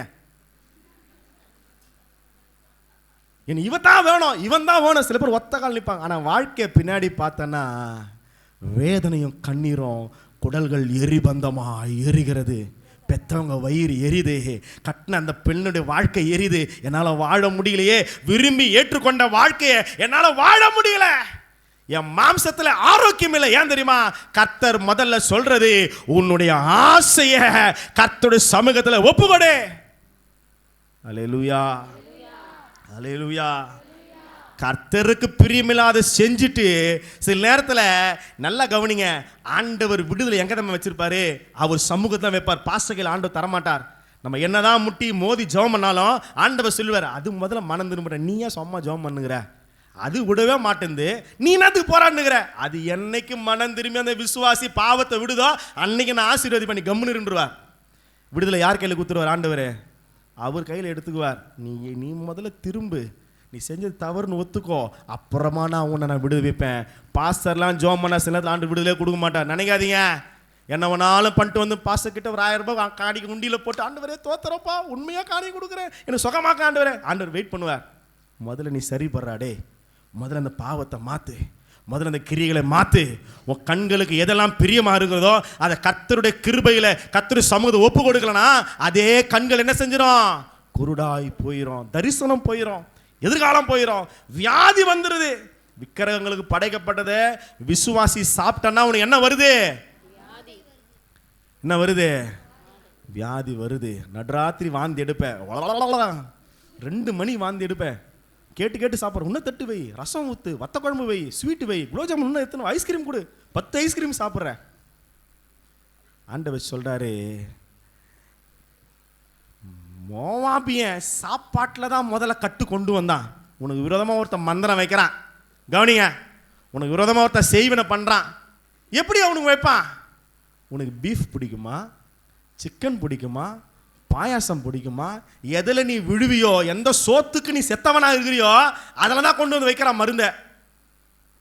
நல்லா கவனிங்க, எந்த ஒரு ஆவிக்குரிய மனிதனும் ஒரு வேளை போஜனத்துக்காக சேஷ்டபுத்திர பாகத்தை இழந்து போன ஏசா மாதிரி என்ன பண்ணக்கூடாது, வாயை கட்டணும். ஆண்டவர் சொல்றாரு, நீ போஜன பிரிய நல்லா சாப்பிடுவேன், வாய்க்கு ருசியா நல்லா சாப்பிடுவேன்னா முதல்ல கத்தி எங்க வையே, எல்லா வீட்லயும் போய் சாப்பிடாத, தண்ணி குடி, முகது ஸ்தோத்திரம் பண்ணி குடி, எல்லாம் படைக்கப்பட்டதெல்லாம் சாப்பிடாத. ஆண்டவர் பரிசுத்தமாக்குறாரு, நான் சாப்பிடுவேன். சாப்பிட்டு 10 நாள் ஹாஸ்பிட்டலில் வியாதியை பிசாசு கொண்டு வரான். ஜாக்கிரதை, தெளிவாயிரு, உன்னை பரிசுத்தவானாய் காத்துக்கொள் என்று கர்த்தர் சொல்றார். ஆமென், ஹல்லேலூயா. 5வது போயிடலாமா, ஸ்தோத்திரம். 5வது மரணக்கட்டு. எரேமியா 22:30 சொல்லுகிறது, வாசிங்க பார்க்கலாம். எரேமியா 22, இந்த புருஷன் சந்தானமற்றவன். இந்த புருஷன் சந்தானமற்றவன், குழந்தை பாக்கியம் இல்லாதவன், தன் நாட்களில் வாழ்வடையாதவன் என்று அவனும் வாழல. அவன் சந்ததி குழந்தை பாக்கியம்னா அவன் சந்ததி ஆசீர்வாதத்தை பார்க்கல. நல்லா கவனிங்க, இவனை குறித்து எழுதுங்கள் ஆண்டவர் வைக்கிறார். இவனை குறித்து எழுதுங்கள். விசுவாசுக்கு விரோதமா மரணக்கட்டு வருது. வாழக்கூடாதபடி, சந்ததி தழைக்க கூடாதபடி பிசாசு கட்டுகளை கொண்டு வருகிறான். நல்லா கவனிங்க, கர்த்தர் இந்த எகோனியா என்கிற யோயாக்கினை நம்பி ராஜ்யத்தை கொடுத்தார். ஆண்டவர் நம்பி குடும்பத்தை கொடுத்தார். உங்களை நம்பி உறவுகளை கொடுக்கிறார், சபையை கொடுக்கிறார், ஊழியத்தை கொடுக்கிறார். எல்லாத்துக்கும் நம்ம உண்மையா இருந்தாதான் கர்த்தர் நம்மளை ஆசீர்வதிப்பார். அல்லேலூயா. கைகளை விதலை சொல்லுங்க. அல்லேலூயா, அல்லேலூயா, அல்லேலூயா. இது ஆண்டவர் நமக்கு சொல்லி கொடுக்கிற காரணம் தெரியுமா? உன்னை 18 வயசுல ராஜாவா ஆக்குறார்னா உன்னை நம்பி உன்னை ராஜாவா வச்சிருக்கிறார். அல்லேலூயா. உன்னை உன் மனைவி நம்புகிறாள், உன்னை உன் பெற்றோர் நம்புறாங்க, உன்னை உன் கணவன் நம்புகிறான். ஆனா நம்பினவங்களுக்கு என்றைக்கு நாம் துரோகம் இழைக்கிறோமோ அன்றைக்கு ஒரு மரணக்கட்டு வீட்டு வாசலுக்கு நேரா வருது. உன் கூட இருக்கிறவனுக்கு நம்பிக்கை துரோகம் என்ன செய்யக்கூடாது? சொல்லுங்களேன். என்ன சரியானதோ அதை அவனுக்கு கொடுக்கணும்.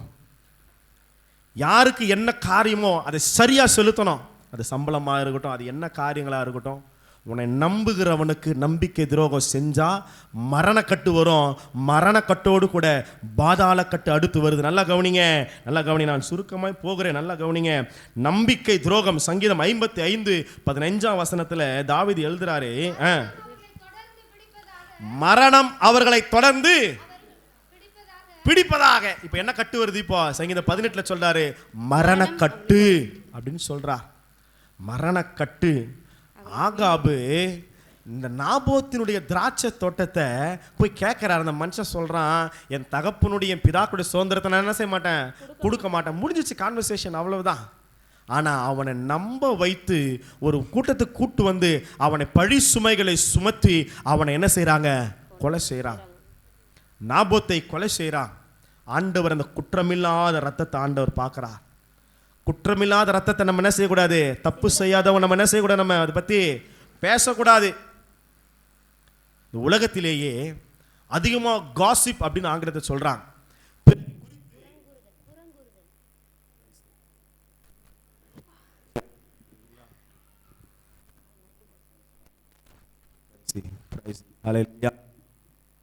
உலகத்திலேயே அதிகமாய் புறங்கூறி பேசுகிற காசிப்க்கு அந்த கிசுகிசுன்னு அந்த இது பேசுற ஆள் யார் தெரியுமா? கிறிஸ்தவர்கள் தானா? நல்லா கவனிங்க, சொல்லு, நல்லா கவனிங்க. அந்த காசிப் புறங்கூறி பேசுவதிலே ஒரு ஒரு ஒரு அடையாளமா இருக்கிற விசுவாச மக்கள் தான். நல்லா கவனிங்க. ஆண்டவர் சொல்றாரு, குற்றமில்லாத ரத்தத்தை என்னைக்கு நம்ம என்ன செய்யக்கூடாது, கையில எடுக்கூடாது. தாவீத உரியா உயிர் போல நம்புறார். தாவீத கவனிங்க, எல்லாம் புரியுதா? நல்லா புரியுதுங்களா? கவனிங்க. அந்த ஆசீர்வாதத்தை நான் சீக்கிரமா ஒரு 10 நிமிஷம் சொல்லி முடிச்சேன். நல்லா கவனிங்க. தாவீத அந்த உரியா என்ன பண்றாரு, உயிர் போல நேசிக்கிறார். அப்பா, நீ யுத்தத்துல இருந்து வந்தவன், நீ போய் வீட்டில் போய் ரெஸ்ட் எடு. இல்லையா, அங்க யுத்தம் நடக்குது, ராஜா இருக்கிறீரு, நான் போய் எப்படி நான் சந்தோஷமா குடும்பத்தில் இருக்கிறது? அவன் ராஜாவின் வாசப்படி அண்டையிலே படுத்து கிடக்கிறான். அப்படி உண்மையும் உத்தமமா இருக்கிற மனுஷனுக்கு தாவீது நம்பிக்கை துரோகம் செய்யும் போது ஆண்டவர் சொல்றாரு, அந்த மனுஷனை நீ ரத்தம் சிந்த வச்சிட்டியே, நம்பிக்கை துரோகம் நீ செஞ்சபடினாலே பட்டயம் உன் குடும்பத்தை விட்டு விலகாதிருக்கும். பட்டயம் தாவீது குடும்பத்தில் அதுக்கப்புறம் அது வரைக்கும் ஸ்மூத்தா போய் நின்றது. யாரையும் ஏமாத்தாதீங்க. பண விஷயமோ எந்த ஒரு காரியமோ யாரையும் சொல்லுங்க என்ன பண்ணக்கூடாது, சொல்லுங்க யாரையும் 10 விசா போனா போது பரவாயில்ல, நம்மளது வேணா அவன்கிட்ட இருக்கட்டும் பரவாயில்ல, ஆனா அவன் நம்மளுக்கு சொல்லுங்களேன். என்ன சொல்ல மாட்டீங்க எதுவும்? அல்லேலூயா, அல்லேலூயா. யாரிடத்திலாவது நான் அநியாயமா வாங்கி இருக்கிறேன்னா எத்தனை கொடுக்குறேன்னு சொல்றாரு? ஏன் வாங்கி இருக்கிறாரு? அத்தனையும் திருப்பி கொடுக்கும் போதுதான் இன்றைக்கு இந்த வீட்டுக்கு ரட்சிப்பு வந்தது.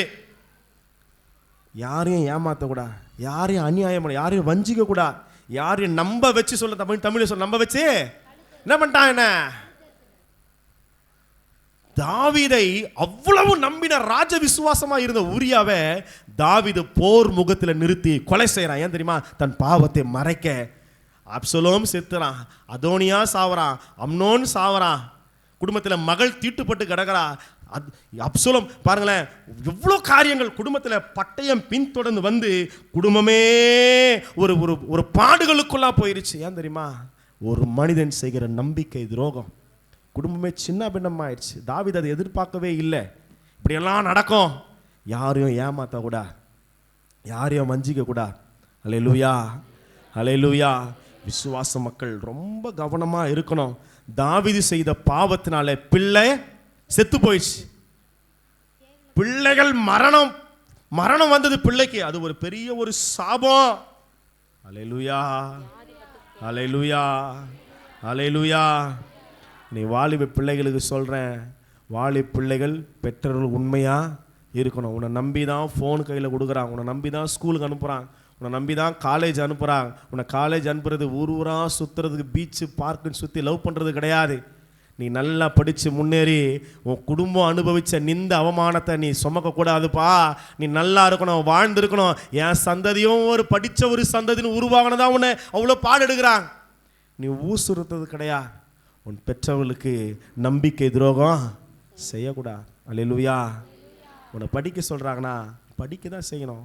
உன் ஜட்டி சைஸுனா, உன் பனியன் சைஸுனா எல்லாத்தையும் தெரிஞ்சு வச்சு உனக்கு வாங்கி கொடுக்குற உன் தாய் தகப்பனுக்கு உனக்கு எந்த வயசில் கல்யாணம் பண்ணணும்னு அவங்களுக்கு தெரியுமா தெரியாதா? அமைதியாயிரு, கைக்குள்ள அடங்கி இரு. கர்த்தர் உன்னை நல்ல இடத்துல வாழ வைப்பார். அல்லேலூயா, அல்லேலூயா. அவங்களுக்கு நம்பிக்கை துரோகம் பண்ணாத, அவங்க நம்பிக்கை துரோகம் பண்ணாத. ஒரு சில குடும்பங்கள்லாம் பார்க்கும்போது ரொம்ப கஷ்டம். ஐயா என் பிள்ளை இப்படி பண்ணிடுச்சையா, நான் 2 பேரும் தான் தேவ சமூகத்துக்கு வரலான்னு வந்தேன், என் பாப்பா இப்படி பண்ணிடுச்சையா, ரொம்ப கஷ்டம். 4 பேர் முகத்தை நான் எப்படி பார்ப்பேன்? உன்னை நம்பி வளர்க்கிற தாய் தகப்பனுக்கு நீ அவமானத்தை கொண்டு வர அப்படின்னா அந்த அவமானம் நாளைக்கு உன் மேலேயும் வாழ முடியாதப்பா, வாழ முடியாது. நல்லா கவனிச்சு கொள்ளுங்க.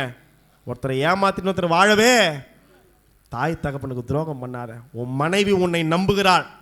வேலைக்கு போகிற புருஷன் என்ன தான் நினைக்கிறாரு, அவர் சாப்பிடும் போது கூட என்ன தான் நினைப்பார். சரியான நேரத்துக்கு வீட்டுக்கு வரார், அவர் இப்படிலாம் செய்ய மாட்டார். மனைவி நம்புறான்னா அந்த மனைவிக்கு ஒரு கணவன் என்ன செய்யணும் சொல்லுங்க? உண்மையா இருக்கணும். தேவையற்ற காரியங்கள் வருதுன்னா பிசாசு கட்டி வச்சிடுறா. மனைவியை கணவன் நம்புகிறாள், அந்த நம்புகிறாரே அந்த நம்பிக்கைக்கு ஏற்ற வண்ணமா என்ன செய்யணும்? குடும்பத்தை எப்படி அடுத்த நிலைமைக்கு கொண்டு போகணும்னு ஜெபத்தில் கர்த்தர் சமூகத்தில் உட்காந்து யோசிக்கணும். பெற்றவர்கள் பிள்ளைகளுக்கு உண்மையா இருக்கணும். அல்லேலூயா. அந்த உண்மை இருந்துச்சுனாலே கர்த்தர் ஆசீர்வதிக்க ஆரம்பிப்பார். அடுத்தது 6வது காரியம். இதுலயே முடிஞ்சிச்சு இன்னைக்கு ஆராதனை. பார்ட் 2 வச்சுக்கலாமான்னு கூட யோசிக்கிறேன். 6வது காரியம் பாதாள கட்டு. அடுத்து என்ன கட்டு? 6வது பாதாள கட்டு. இந்த மரணம் எங்க கொண்டு போயிருது? பாதாளத்துக்குள்ள கொண்டு போயிருது. நல்லா கவனிங்க. அவன் வித்திலே ஒன்றாகிலும் அரசாளும்படி சிங்காசனத்துக்கு ஏறுவது கிடையாது. நல்லா கவனிங்க. பாதாளம் என்றால் ஆழம், பாதாளம் என்றால் ஏறி வர முடியாத அளவுக்கு போராட்டம். இன்னைக்கு சில குடும்பங்கள் கடன் பிரச்சனையில ஆழத்துல விழுந்து கிடக்குது, பாதாளத்துல. சில குடும்பங்கள் இன்னைக்கு சில சூழ்நிலையில வெளிவர முடியாதபடி இருக்கிறது. பாதாள கட்டு. நீ வெளியவே வரக்கூடாதுன்னு பிசாசு அடைத்து வைத்திருக்கிறான். அவன் தாவீதின் அந்த எரேமியா 22:30 சொல்லுது, அவன் வித்திலே ஒன்றாகிலும் அரசால முடியாது. அது ஒரு கட்டு, அது ஒரு கட்டு, அது ஒரு போராட்டம். நல்லா கவனிங்க, நல்லா கவனிங்க. பாதாளம் என்றால் ஆழம். ஓ சந்ததியே அந்த பாதாளம் என்ன செஞ்சிடும்? இழுத்து கொண்டு போயிடும். ஆண்டவர் சொல்லித்தராரு, நல்லா சொல்லித்தர. கவனிங்க. ஊழியக்காரர்களுக்கு விரோதமா, வசனத்துக்கு விரோதமா என்னைக்கும் விசுவாச மக்கள் என்ன செய்யக்கூடாது? எழும்பி நிற்க கூடாது. வசனத்துக்கு ஏற்றுக்கூடாது. ஊழியக்காரனுக்கு விரோதமா பேசக்கூடாது. ஆண்டவர் சொல்லி கொடுக்குறாரு. நல்லா கவனிங்க. யாருக்கு நல்லா கவனிங்க. ஆண்டவர் சொல்றாரு, அந்த பாதாள கட்டு, அந்த பாதாள கட்டு என்ன செய்யுதுன்னா, நல்லா கவனிங்க, அந்த கோராகின் குடும்பத்தோடு கூட அவன் பாதாளத்திலே இறங்கினான். யோவாப், சீமேயி இவர்களை கர்த்தர் அவன் சொன்னார், பாதாளத்தில் அவர்கள் இறங்குவார்களாக என்று தாவீது சொல்லுகிறார். இன்றைக்கு நம்முடைய காரியம் என்ன தெரியுமா? ஒரு நாள் சபைக்கு விரோதமா, ஊழியக்காரன் விரோதமா நம்ம 7 மணிக்கு நிறைய காரியங்கள் இருக்கிறது எடுத்தா இன்னைக்கு 2 மணி ஆயிரம். நல்லா கவனிங்க, இன்னைக்கு கர்த்தர் சமூகத்தில் ஒப்பு கொடுப்போம். என் வாயின் வார்த்தைகளை நம்ம உண்மையாக இருந்தா கர்த்தர் நம்மளை ஆசீர்வதிப்பார். ஹல்லேலூயா. குடும்பம் செதஞ்சு போகிறது காரணம் இந்த ஒரு கட்டு. அநேக குடும்பங்கள் பிரிந்து கிடக்குது. தாவீது குடும்பம் பிரிஞ்சு போயிருச்சு. பிள்ளை ஒரு பக்கம், அந்த குடும்பமே ஒரு சதறி போறது காரணம் பிசாசு கொண்டு வருகிற ஒரு கட்டு, வறுமை, தரித்திரம். இன்னைக்கு விசுவாச மக்களை கர்த்தர் வறுமை இல்லாம, தரித்திரம் இல்லாம, கடன் இல்லாம, நல்ல ஒரு சாப்பாடு, நல்ல ஒரு போஷிப்பினாலே கர்த்தர் உங்களை ஆசீர்வதிக்க சித்தம் உள்ளவரா இருக்கிறார். ஹல்லேலூயா, ஹல்லேலூயா. இந்த குழந்தை இல்லாத காரியம் இது ஒரு பலவீனம். இந்த கட்டுகளை கர்த்தர் உடைக்க ஆரம்பிக்கிறார். இன்னைக்கு யாருக்கும் விரோதமா நம்ம மந்திரம் செய்வன கையில் எடுக்கவே கூடாது. யாருக்கும் தீமையை நம்ம என்ன செய்யக்கூடாது, செய்யக்கூடாது. நம்முடைய சந்ததியே அந்த பாவம் என்ன செய்யும், பாதாளத்துக்கு இழுத்து கொண்டு போகும். ஏறி வர முடியாது, வாழ்க்கையில் உயர முடியாது, அடுத்த ஸ்தானத்துக்கு போக முடியாதபடி பிசாசு கொண்டு வந்துடுவான். அல்லேலூயா. இது எல்லா கட்டுகளை கர்த்தர் உடைப்பாராக. 7வது காரியம், டைம் ஆயிடுச்சு. 7வது காரியம் இடுப்பினுடைய கட்டு. 7வது காரியம் தானியேல் 5ஆம் அதிகாரம். தானியேல் 5ஆம் அதிகாரம் 2ஆம் வசனத்தை வாசியும் பார்க்கலாம்.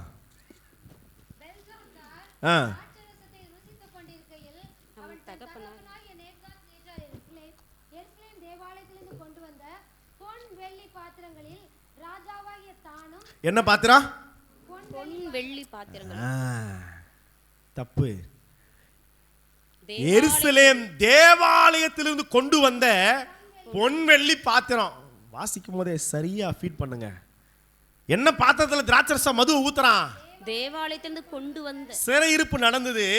தேவாலயத்துல தட்டு முட்டு சாமான் எல்லாத்தையும் தூக்கின்னு போனா அப்பா கொண்டு வந்து வச்சாரு. இப்ப புள்ள என்ன பண்றான், அத திராட்சரசம் குடிக்கும் போது எதை கொண்டு வா?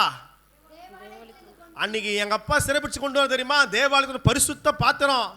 இந்த சாமியில எனக்கு முன்னாடி ஒண்ணும் கிடையாது, இந்த தேவாலயம் எனக்கு முன்னாடி ஒண்ணும் கிடையாது, இந்த ஊழியெல்லாம் எனக்கு முன்னாடி ஒண்ணும் கிடையாது. நல்லா கவனிங்க. அவமானம் செய்யும்படியாய், ஒரு அசட்டை பண்ணும்படியா இந்த ராஜா என்ன பண்றாரு, அந்த பாத்திரத்துல தானும் தன் பிரபுக்களும் தன் மனைவி கிடையாது, என்னவா, மனைவிகளும் தன் வைப்பாட்டிகளும் குடிப்பதற்காக அவைகளை கொண்டு வரும்படி கட்டளையிட்டான். அப்ப எதை தீட்டுப்படுத்துறான்? கர்த்தருடைய சபைய. விசுவாசியே, கர்த்தருடைய சபை தீட்டுப்பட நீங்க காரணம் ஆகவே கூடாது. அது ஒரு பெரிய ஒரு சாபம். நான் தப்பு செஞ்ச மாதிரி 10 பேர் செஞ்சாக்கா கேள்வியே எழும்பாது அப்படி நினைச்சிங்கனாலே உங்க வாழ்க்கையில சாபம் வருது. நான் செய்யற தவிர பாஸ்டர் கேட்கவே கூடாது, கண்ணு காணாம விட்டுன்னு நினைக்கிறீங்கன்னா அது நம்முடைய வாழ்க்கையில ஒரு சாபக்கட்டா மாறிடும். நல்லா கவனிங்க. அடுத்த வசனம் வாசிக்கிறோம். 3ஆம் வசனத்துல, அப்பொழுது எருசலேமில் உள்ள தேவாலயத்தினுடைய தேவனுடைய வீடாகிய ஆலயத்தில் எடுக்கப்பட்ட பொற்பாத்திரங்களை எல்லாரும் என்ன பண்றாங்க, இப்ப திராட்சரசத்தைப்பா மதுவை எல்லாம் குடிக்கிறாங்க. 4ஆம் வசனம் சொல்லுது, அவர்கள் குடித்து பொன்னும் வெள்ளியும் வெண்கலம் இரும்பும் மரமும் கல்லும் ஆகிய தேவர்களை புகழ்ந்தார்கள். இப்ப யார் அவமானப்படுத்துறான்? கையில் இருக்கிறது என்ன? கையில் இருக்கிறது என்ன? கர்த்தருடைய பாத்திரம், தேவாலயத்தினுடைய பாத்திரம். ஆனா யார புகழ்றான்? சொல்லுங்களேன், யார புகழ்றான்? அந்நிய தெய்வங்களை புகழ்றான். அடுத்த வசனம் சொல்லுது, அந்நேரத்திலே மனுஷ விரல்கள் தோன்றி விளக்குக்கு எதிராக ராஜா அரண்மனையில் சாந்து பூசப்பட்ட சுவரிலே எழுதிற்று. எழுதின அந்த கையுறுப்பை ராஜா கண்டான். ராஜா பார்த்த உடனே முகம் மாறிடுச்சு, நினைவு பைத்தியமா மாறிட்டான். அவன் இடுப்புல கர்த்தர் கையை வச்சிட்டார். அல்லேலூயா. இனி 3 காரியத்தை சொல்லி கொடுக்குறேன். கர்த்தருடைய ஊழியத்தை ஒரு நாள் அசட்டை பண்ணாதீங்க. அல்லேலூயா. புரிஞ்சவன் கையை வைத்தாலே சொல்லும் பார்க்கலாம். கர்த்தருடைய ஊழியத்தை அசட்டை என்னைக்குமே பண்ணக்கூடாது. 2வது, கர்த்தருடைய சபையை என்னைக்குமே அலட்சியம் பண்ணவே. சர்ச்சு தானே, எங்க சர்ச்சு, எப்போ வேணாலும் போவேன், எப்போ வேணாலும் வருவேன். சபையை அலட்சியம் பண்ணாத. நான் நினைச்சா சர்ச்சையை நான் கவுத்துருவேன், சபையை நான் 2ஆ பிரிச்சிருவேன். கர்த்தர் உன்னை தண்டிப்பார். அது சாபம். நான் சொல்லக்கூடாது. நல்லா கவனிங்க. சபையை ஒரு நாளும் அலட்சியம் பண்ணவே கூடாது. 3வது, கர்த்தருடைய ஊழியக்கார வசனத்தை பரியாசம் பண்ணக்கூடாதான். ஏசாயா 28:22 வசனத்துல தீர்க்கதரிசி சொல்ற. நல்லா கவனிங்க, வசனம் திருப்ப தேவையில்ல. உங்கள் கட்டுகள் பலத்து போகாதபடிக்கு பரியாசம் பண்ணாதிருங்கள். 1000 ஊழியக்காரர்கள் இருக்கிறாங்க. ஆனா எந்த ஊழியக்காரனை பத்தி பேச அதிகாரத்தை கர்த்தர் நமக்கு, அவர்கள் செய்வதை கர்த்தர் பார்த்து கொள்ளுவார். யாருக்கு விரோதமா நம்ம பேச கூடாது. ஹல்லேலூயா சொல்லுங்க. ஹல்லேலூயா, ஹல்லேலூயா. இது ஒரு இடுப்பினுடைய கட்டு. வாழ்க்கையில மேல உயரவே முடியாது. மொட்டை தலையா ஏறிப்போ, மொட்டை தலையா ஏறிப்போன்னு சொல்றாங்க. யாரை பார்த்து? ஏன்? அவர் மொட்டை தலையா இருக்குது, வழுக்க தலையா இருக்குது. அதை பார்த்து கிண்டல் பண்றாங்க. எத்தனை பிள்ளைங்க? 42 இப்ப காட்டுல இருந்து எது வருது? இப்போ கரடி வந்து 2 கரடி தான் வந்துச்சு. எத்தனை பிள்ளைகளை பீறி போட்டுச்சு தெரியுமா? 42 பிள்ளைகளை பீறி போட்டுச்சு. இன்னைக்கு நம்ம செய்யற தவறு பிள்ளைகளை பாதிக்கும். வீட்டில் உட்காந்து பாஸ்டர் பற்றி பேசுகிறீங்க, வீட்டில் உட்காந்து போயிட்டு ஊழியத்தை பற்றி பேசுகிறீங்க, இது சரியில்லை அது சரியில்லைன்னு பேசுகிறீங்க அப்படின்னா உன் பிள்ளைகளை பிசாசு பீறி போட ஆயத்தமாக இருக்கிறான். சில பேருக்கு வேலையே இதுதான். சில பேருக்கு ஊழியமே என்ன ஊழியம்தான்? சில பேர் ஊழியமே என்ன ஊழியம்தான்? வாய் ஊழியம். என்ன ஊழியம்? வீடு வீடா போகிறது. 5க்கும் 10க்கும் எதையாவது சொல்லி யாரையாவது பற்றி பேசி கலகம் பண்ணி இழிவான ஆதாயத்துக்காக, இச்சைகளுக்காக இன்னைக்கு பரியாசம் பண்ணுகிற மனிதர்கள் பெருகி இருக்கிறார்கள். நீ ஒரு சபையில் கர்த்தர் உன்னை கட்டி வச்சிருக்கிறாரா? இந்த சபையில் நீ உண்மையா இரு. அல்லேலூயா. கர்த்தர் உன்னை ஆசீர்வதிப்பார். அல்லேலூயா, அல்லேலூயா. இன்னைக்கு கட்டுகள் பலத்து போகாதபடிக்கு இன்னைக்கு பண ஆசை, பெருமை வந்துடக்கூடாது. ராஜா நினைக்கிறான் நான் தான் எல்லாம், பதவி ஆசை வந்துடக்கூடாது. எது மேலே ஆசைப்படாதீங்க. கர்த்தர் நீ ஆசைப்படாதெல்லாம் கர்த்தர் கொடுக்க ஆரம்பிப்பார். அல்லேலூயா. சில பேர் சொல்லுவாங்க எனக்கு இதெல்லாம் ஆசையாக கிடையாது பாஸ்டர், புடவைலாம் ஆசையாக கிடையாது. ஆனால் அவங்களுக்கு தான் நிறைய ஆண்டவர் கலர் கலராக கொடுத்துக்கினே இருப்பார். எனக்கு இது மேலே ஒரு பெரிய விருப்பமே இல்லை பாஸ்டர்னா கர்த்தர் அதுதான் உங்களுக்கு நிறைய கொடுப்பார். ஏன் தெரியுமா? எதுவும் ஆத்மா வெறுக்குதோ அது ஆண்டவருக்கு தெரியும். இதெல்லாம் என் பிள்ளை விழுந்து போக மாட்டான். கர்த்தர் உன்னை நம்பி லட்ச லட்சமாக கொடுக்க ஆரம்பிப்பார். அல்லேலூயா, அல்லேலூயா. நீ எதை இச்சிக்கிறாயோ அது உனக்கு கண்ணியாக மாறிடும். எதை நீ வெறுக்கிறாயோ அதை உனக்கு கர்த்தர் மகிமையாய் மாற பண்ணுவார். அல்லேலூயா. 7 கட்டு. 7 கட்டில் என்ன சொல்லுங்க பார்க்கலாம்? பாவக்கட்டு, சிறையிருப்பின் கட்டு, பலவீனத்தின் கட்டு, வியாதியின் கட்டு, மரணக்கட்டு, பாதாள கட்டு, இடுப்பின் கட்டு. இந்த 7 கட்டையும் நியாயாதிபதிகள் 15ஆம் அதிகாரம் 14ஆம் வசனம் சொல்லுது.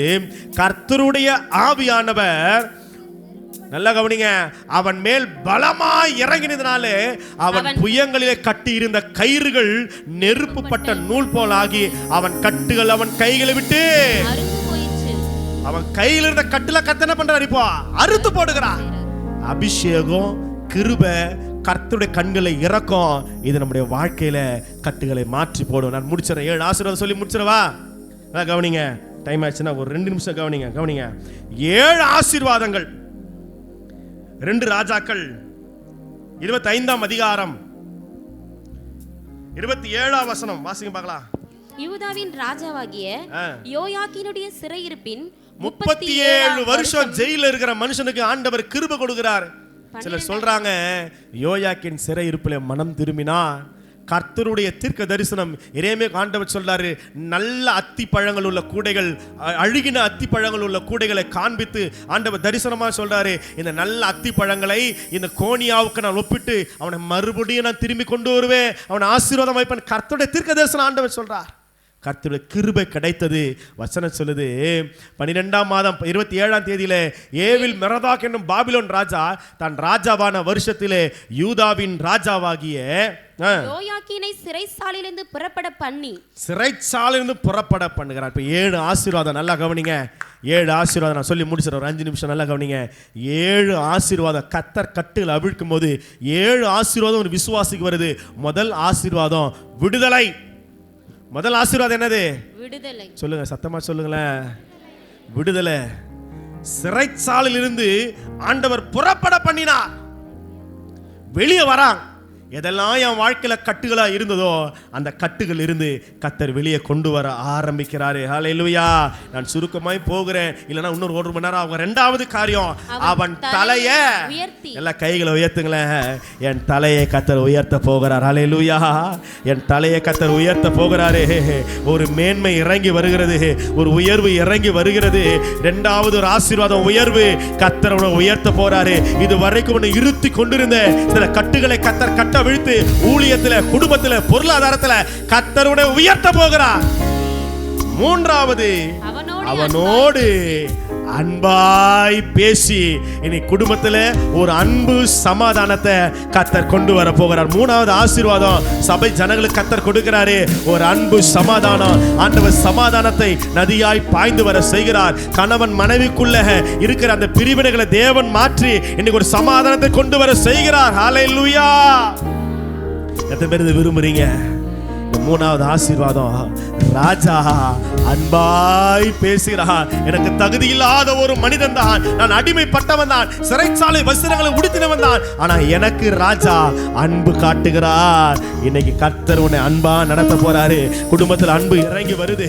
கர்த்தர் ஒரு சமாதானத்தை ஊழியத்துல உங்க குடும்பத்துல கர்த்தர் கொண்டு வருகிறார். உன் தலையை கர்த்தர் உயர்த்த ஆரம்பிக்கிறார். நீங்க உயர்வடைவாய். ஹல்லேலூயா. நான்காவது அவனோடு இருக்கிற எல்லாரை பார்க்கிலும் அவனுடைய சிங்காசனத்தை தன்னோடு பாபிலோன் ராஜாக்களின் சிங்காசனங்களுக்கு உயரமாக சிங்காசனத்தை கர்த்தர் உயர்த்தி வைக்க போறார். சொல்லுங்களேன், இந்த சிங்காசனம் உயருதுனா உனக்கு ஒரு மேன்மை. கர்த்தர் எல்லா ஜாதிகளை பார்க்கிலும் உன்னை மேன்மையா வைக்க போறார். எத்தனை பேர் விசுவாசிக்கிறீங்க? கர்த்தர் உன்னை மேன்மைப்படுத்த போகிறார். கர்த்தர் உன்னை மேன்மையா வைக்க போறார். உன்னை நல்ல ஒரு வாழ்க்கையில கர்த்தர் உன்னை வைக்க போகிறார். கட்டு அவிழ அவிழ அவிழ, கட்டுகள் அறுக்கப்பட அறுக்கப்பட, அபிஷேகத்தால் நுகங்கள் உடைய உடைய உடைய கர்த்தர் உன் சிங்காசனத்தை உயர்த்துவார். ஐந்தாவது, உன் அடிமைதன வஸ்திரங்கள், சிறைச்சாலை வஸ்திரங்களை கர்த்தர் மாற்றினார். அடிமை வஸ்திரத்தை கர்த்தர் மாற்றினார். சிறைச்சாலை வஸ்திரங்களை மாற்றினான். அப்ப என் சாயலை கர்த்தர் மகிமையின் சாயலை மாத்தி தர போறார். ஹல்லேலூயா. ஒரு குருடனை ஆண்டவர் அழைத்து விடுதலை ஆக்கினவனை எதை எரிந்து விட்டு போகிறான்? தன்னுடைய போர்வைய, தன்னுடைய சால்வை என்ன பண்றான்? எரிந்து விட்டு போகிறான். குருடன் ஏன் தெரியுமா? இனி இந்த சால்வை எனக்கு கிடையாது, இனி நான் எதற்கு அடிமைப்பட மாட்டேன். ஹல்லேலூயா. இனி எதற்கும் விசுவாசிகள் அடிமைப்பட்டு கிடக்கூடாது. இன்னைக்கு விடுதலையாய் அக்கினியின் நடுவிலே கர்த்தர் உலாவ செய்ய வல்லமை உள்ளவராய் இருக்கிறார். ஹல்லேலூயா. ஹல்லேலூயா. விக்கிரகத்துக்கு தலை வணங்கி இருந்தாங்கன்னா வாழ்ந்திருக்கலாம், ஆனா கர்த்தருடைய மகிமை கிடைச்சிருக்காது.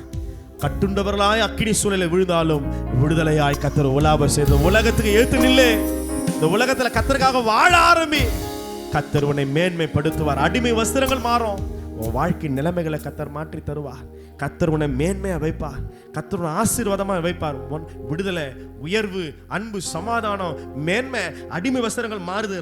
ஆறாவது, அவன் உயிரோடு இருந்த சகல நாளும், அவன் வாழ்ற நாளெல்லாம் நித்தம் தனக்கு முன்பாக போஜனம் பண்ணும்படி செய்தான். நித்தம் போஜனம் பண்ணும்படி. இப்ப ராஜ விசாரிப்பு, அதாவது எப்பொழுதுமே ராஜாவை காண்கிற ஒரு ராஜ போஜனம், ராஜ சமூகம், கர்த்தருடைய சமூகத்தை கர்த்தருடைய கிருபையா ஆண்டவர் தருகிறார். அல்லேலூயா. இன்னைக்கு இருள இருக்கிற இன்னைக்கு வெளிச்சத்தை எப்போது காணும்படியாய், ராஜாவுடைய முக தரிசனத்துல வாழும்படியாய் கர்த்தருடைய கிருபை தருகிறார். அல்லேலூயா.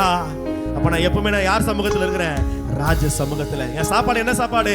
ராஜ சாப்பாடு. அல்லேலூயா. நீ வாழ்வது ராஜ சமூகமா இருந்தா உன்னை கர்த்தர் போஷிப்பது எப்படிப்பட்டதா இருக்கும்? ராஜ விசாரிப்பா இருக்கும். உன் ஊழியத்தை உண்மையா செய், நல்ல விசுவாசியா இரு, உண்மையா இரு, கர்த்தருடைய சமூகத்துல விழுந்து கட. கர்த்தருடைய போஜனம் அது ராஜ போஜனமாய் கர்த்தர் மாற்றி தருவார். ஹல்லேலூயா. ஏழாவது, பொருளாதாரத்துல நிறைய பேர் குறைப்பட்டிருக்கிறீங்க, குழந்தை இல்லாம குறைப்பட்டிருக்கிறீங்க.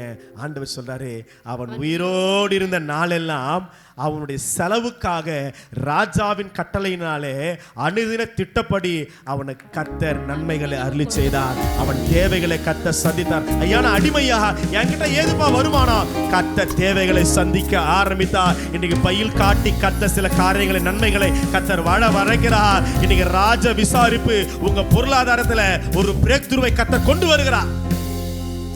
யாரெல்லாம் கடன் பிரச்சனை இருக்கிறீங்க, யாரெல்லாம் வெளியே வர முடியாத பாதாள கட்டில இருக்கிறீங்க, குழந்தை பாக்கியம் இல்லாம இருக்கிறீங்க, இன்னைக்கு கர்த்தருடைய ராஜ விசாரிப்பு உனக்கு நேரா வருது. சில கட்டுகளை கர்த்தர் உடைக்கிறாரு. இந்த உலகத்துல கர்த்தருக்காக பிரிந்து வாழ ஆரம்பி. கர்த்தருடைய பார்வைக்கு நலமானதை செய்ய ஆரம்பித்தா கர்த்தர் உனக்கு சுகத்தை தருவார். கர்த்தர் உன் மரண படுக்கையை மாற்றி தருவார். கர்த்தர் உன் கர்ப்பத்தை தொடுகிறார். ராகேல் சொல்றா, என்னை பிள்ளை கூட இல்லையே, நான் சாவறேன், மரண கட்டு சாவறேன், குழந்தை இல்லையே.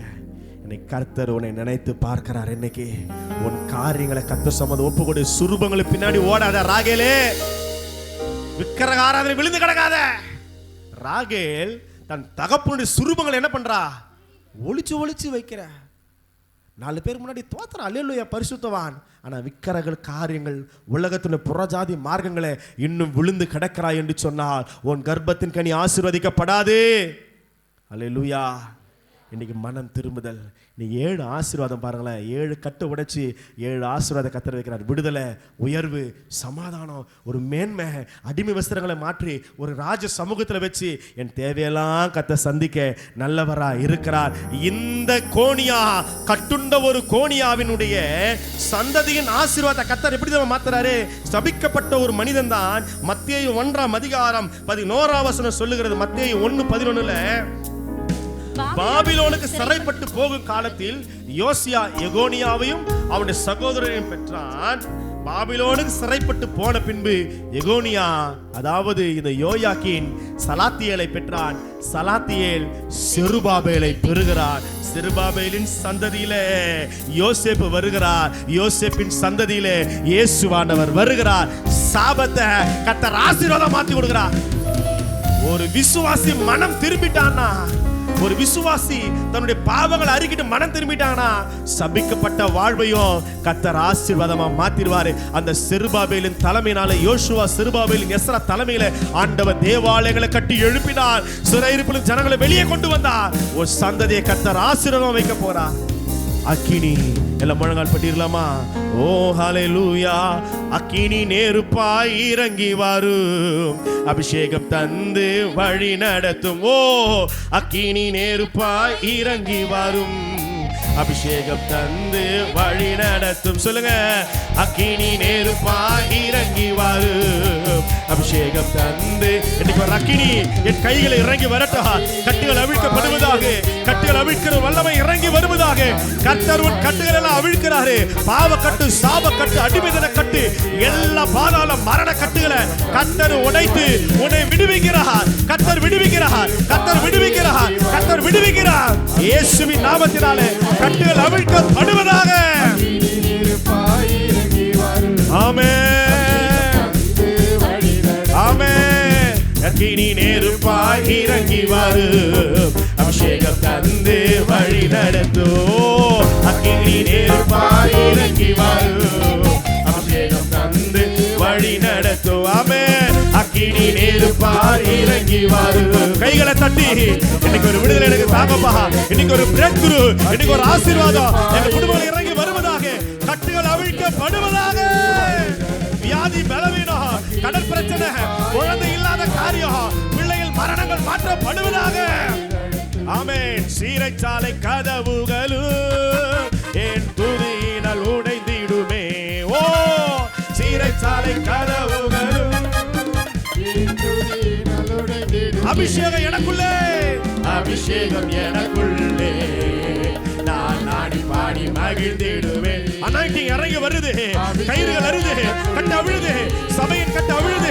என் விசுவாசியே, கிறிஸ்துவின் ரத்தம் இறங்கி இறங்கி இறங்கி, கிறிஸ்துவின் ரத்தம் இறங்கி வருது. விடுதலை, விடுதலை, விடுதலை, விடுதலை. இயேசுவின் நாமத்தினாலே சபைகளை விடுவிக்கிறோம். ஒரு விடுதலை இறங்கி வருவதாக. ஆமென். ஹல்லேலூயா, ஹல்லேலூயா, ஹல்லேலூயா, ஹல்லேலூயா. இந்த 7 விதமான கட்டுகளை சபையில கர்த்தர் உடைக்கிறாரே. நான் விசுவாசிக்கிறேன். கர்த்தருடைய வேதத்தை கொண்டு தீர்க்க தரிசனமாய் சொல்லுகிறேன். இந்த நாள் முதல் கொண்டு என் சபையின் ஜனங்கள் ஆசீர்வாதமாய் மாறுவார்களாக. சபை ஆசீர்வாதமாய் மாறுவதாக. மனதார ஆசீர்வதிக்கிறேன். அன்பின் பரலோக பிதாவே, இந்த நாளுக்காய் நன்றி செலுத்துகிறோம். இந்த 7 கட்டுகளை கர்த்தர் உடைத்து 7 விதமான நன்மைகள், ஆசீர்வாதங்களை விசுவாச மக்கள் வாழ்க்கையில கொண்டு வாங்கப்பா. என் பிள்ளைங்க இருத்தப்படக்கூடாது ஆண்டவரே. மேலே மேலே உயர்ந்து வாழ்ந்திருக்க தெய்வம் கிருபை தந்து ஆசீர்வதிப்பீராக. மகிமைப்படுத்துங்க. நடத்துங்க இயேசுவின் நாமத்தில் பிதாவே. ஆமென், ஆமென், ஆமென், ஆமென். கிருபை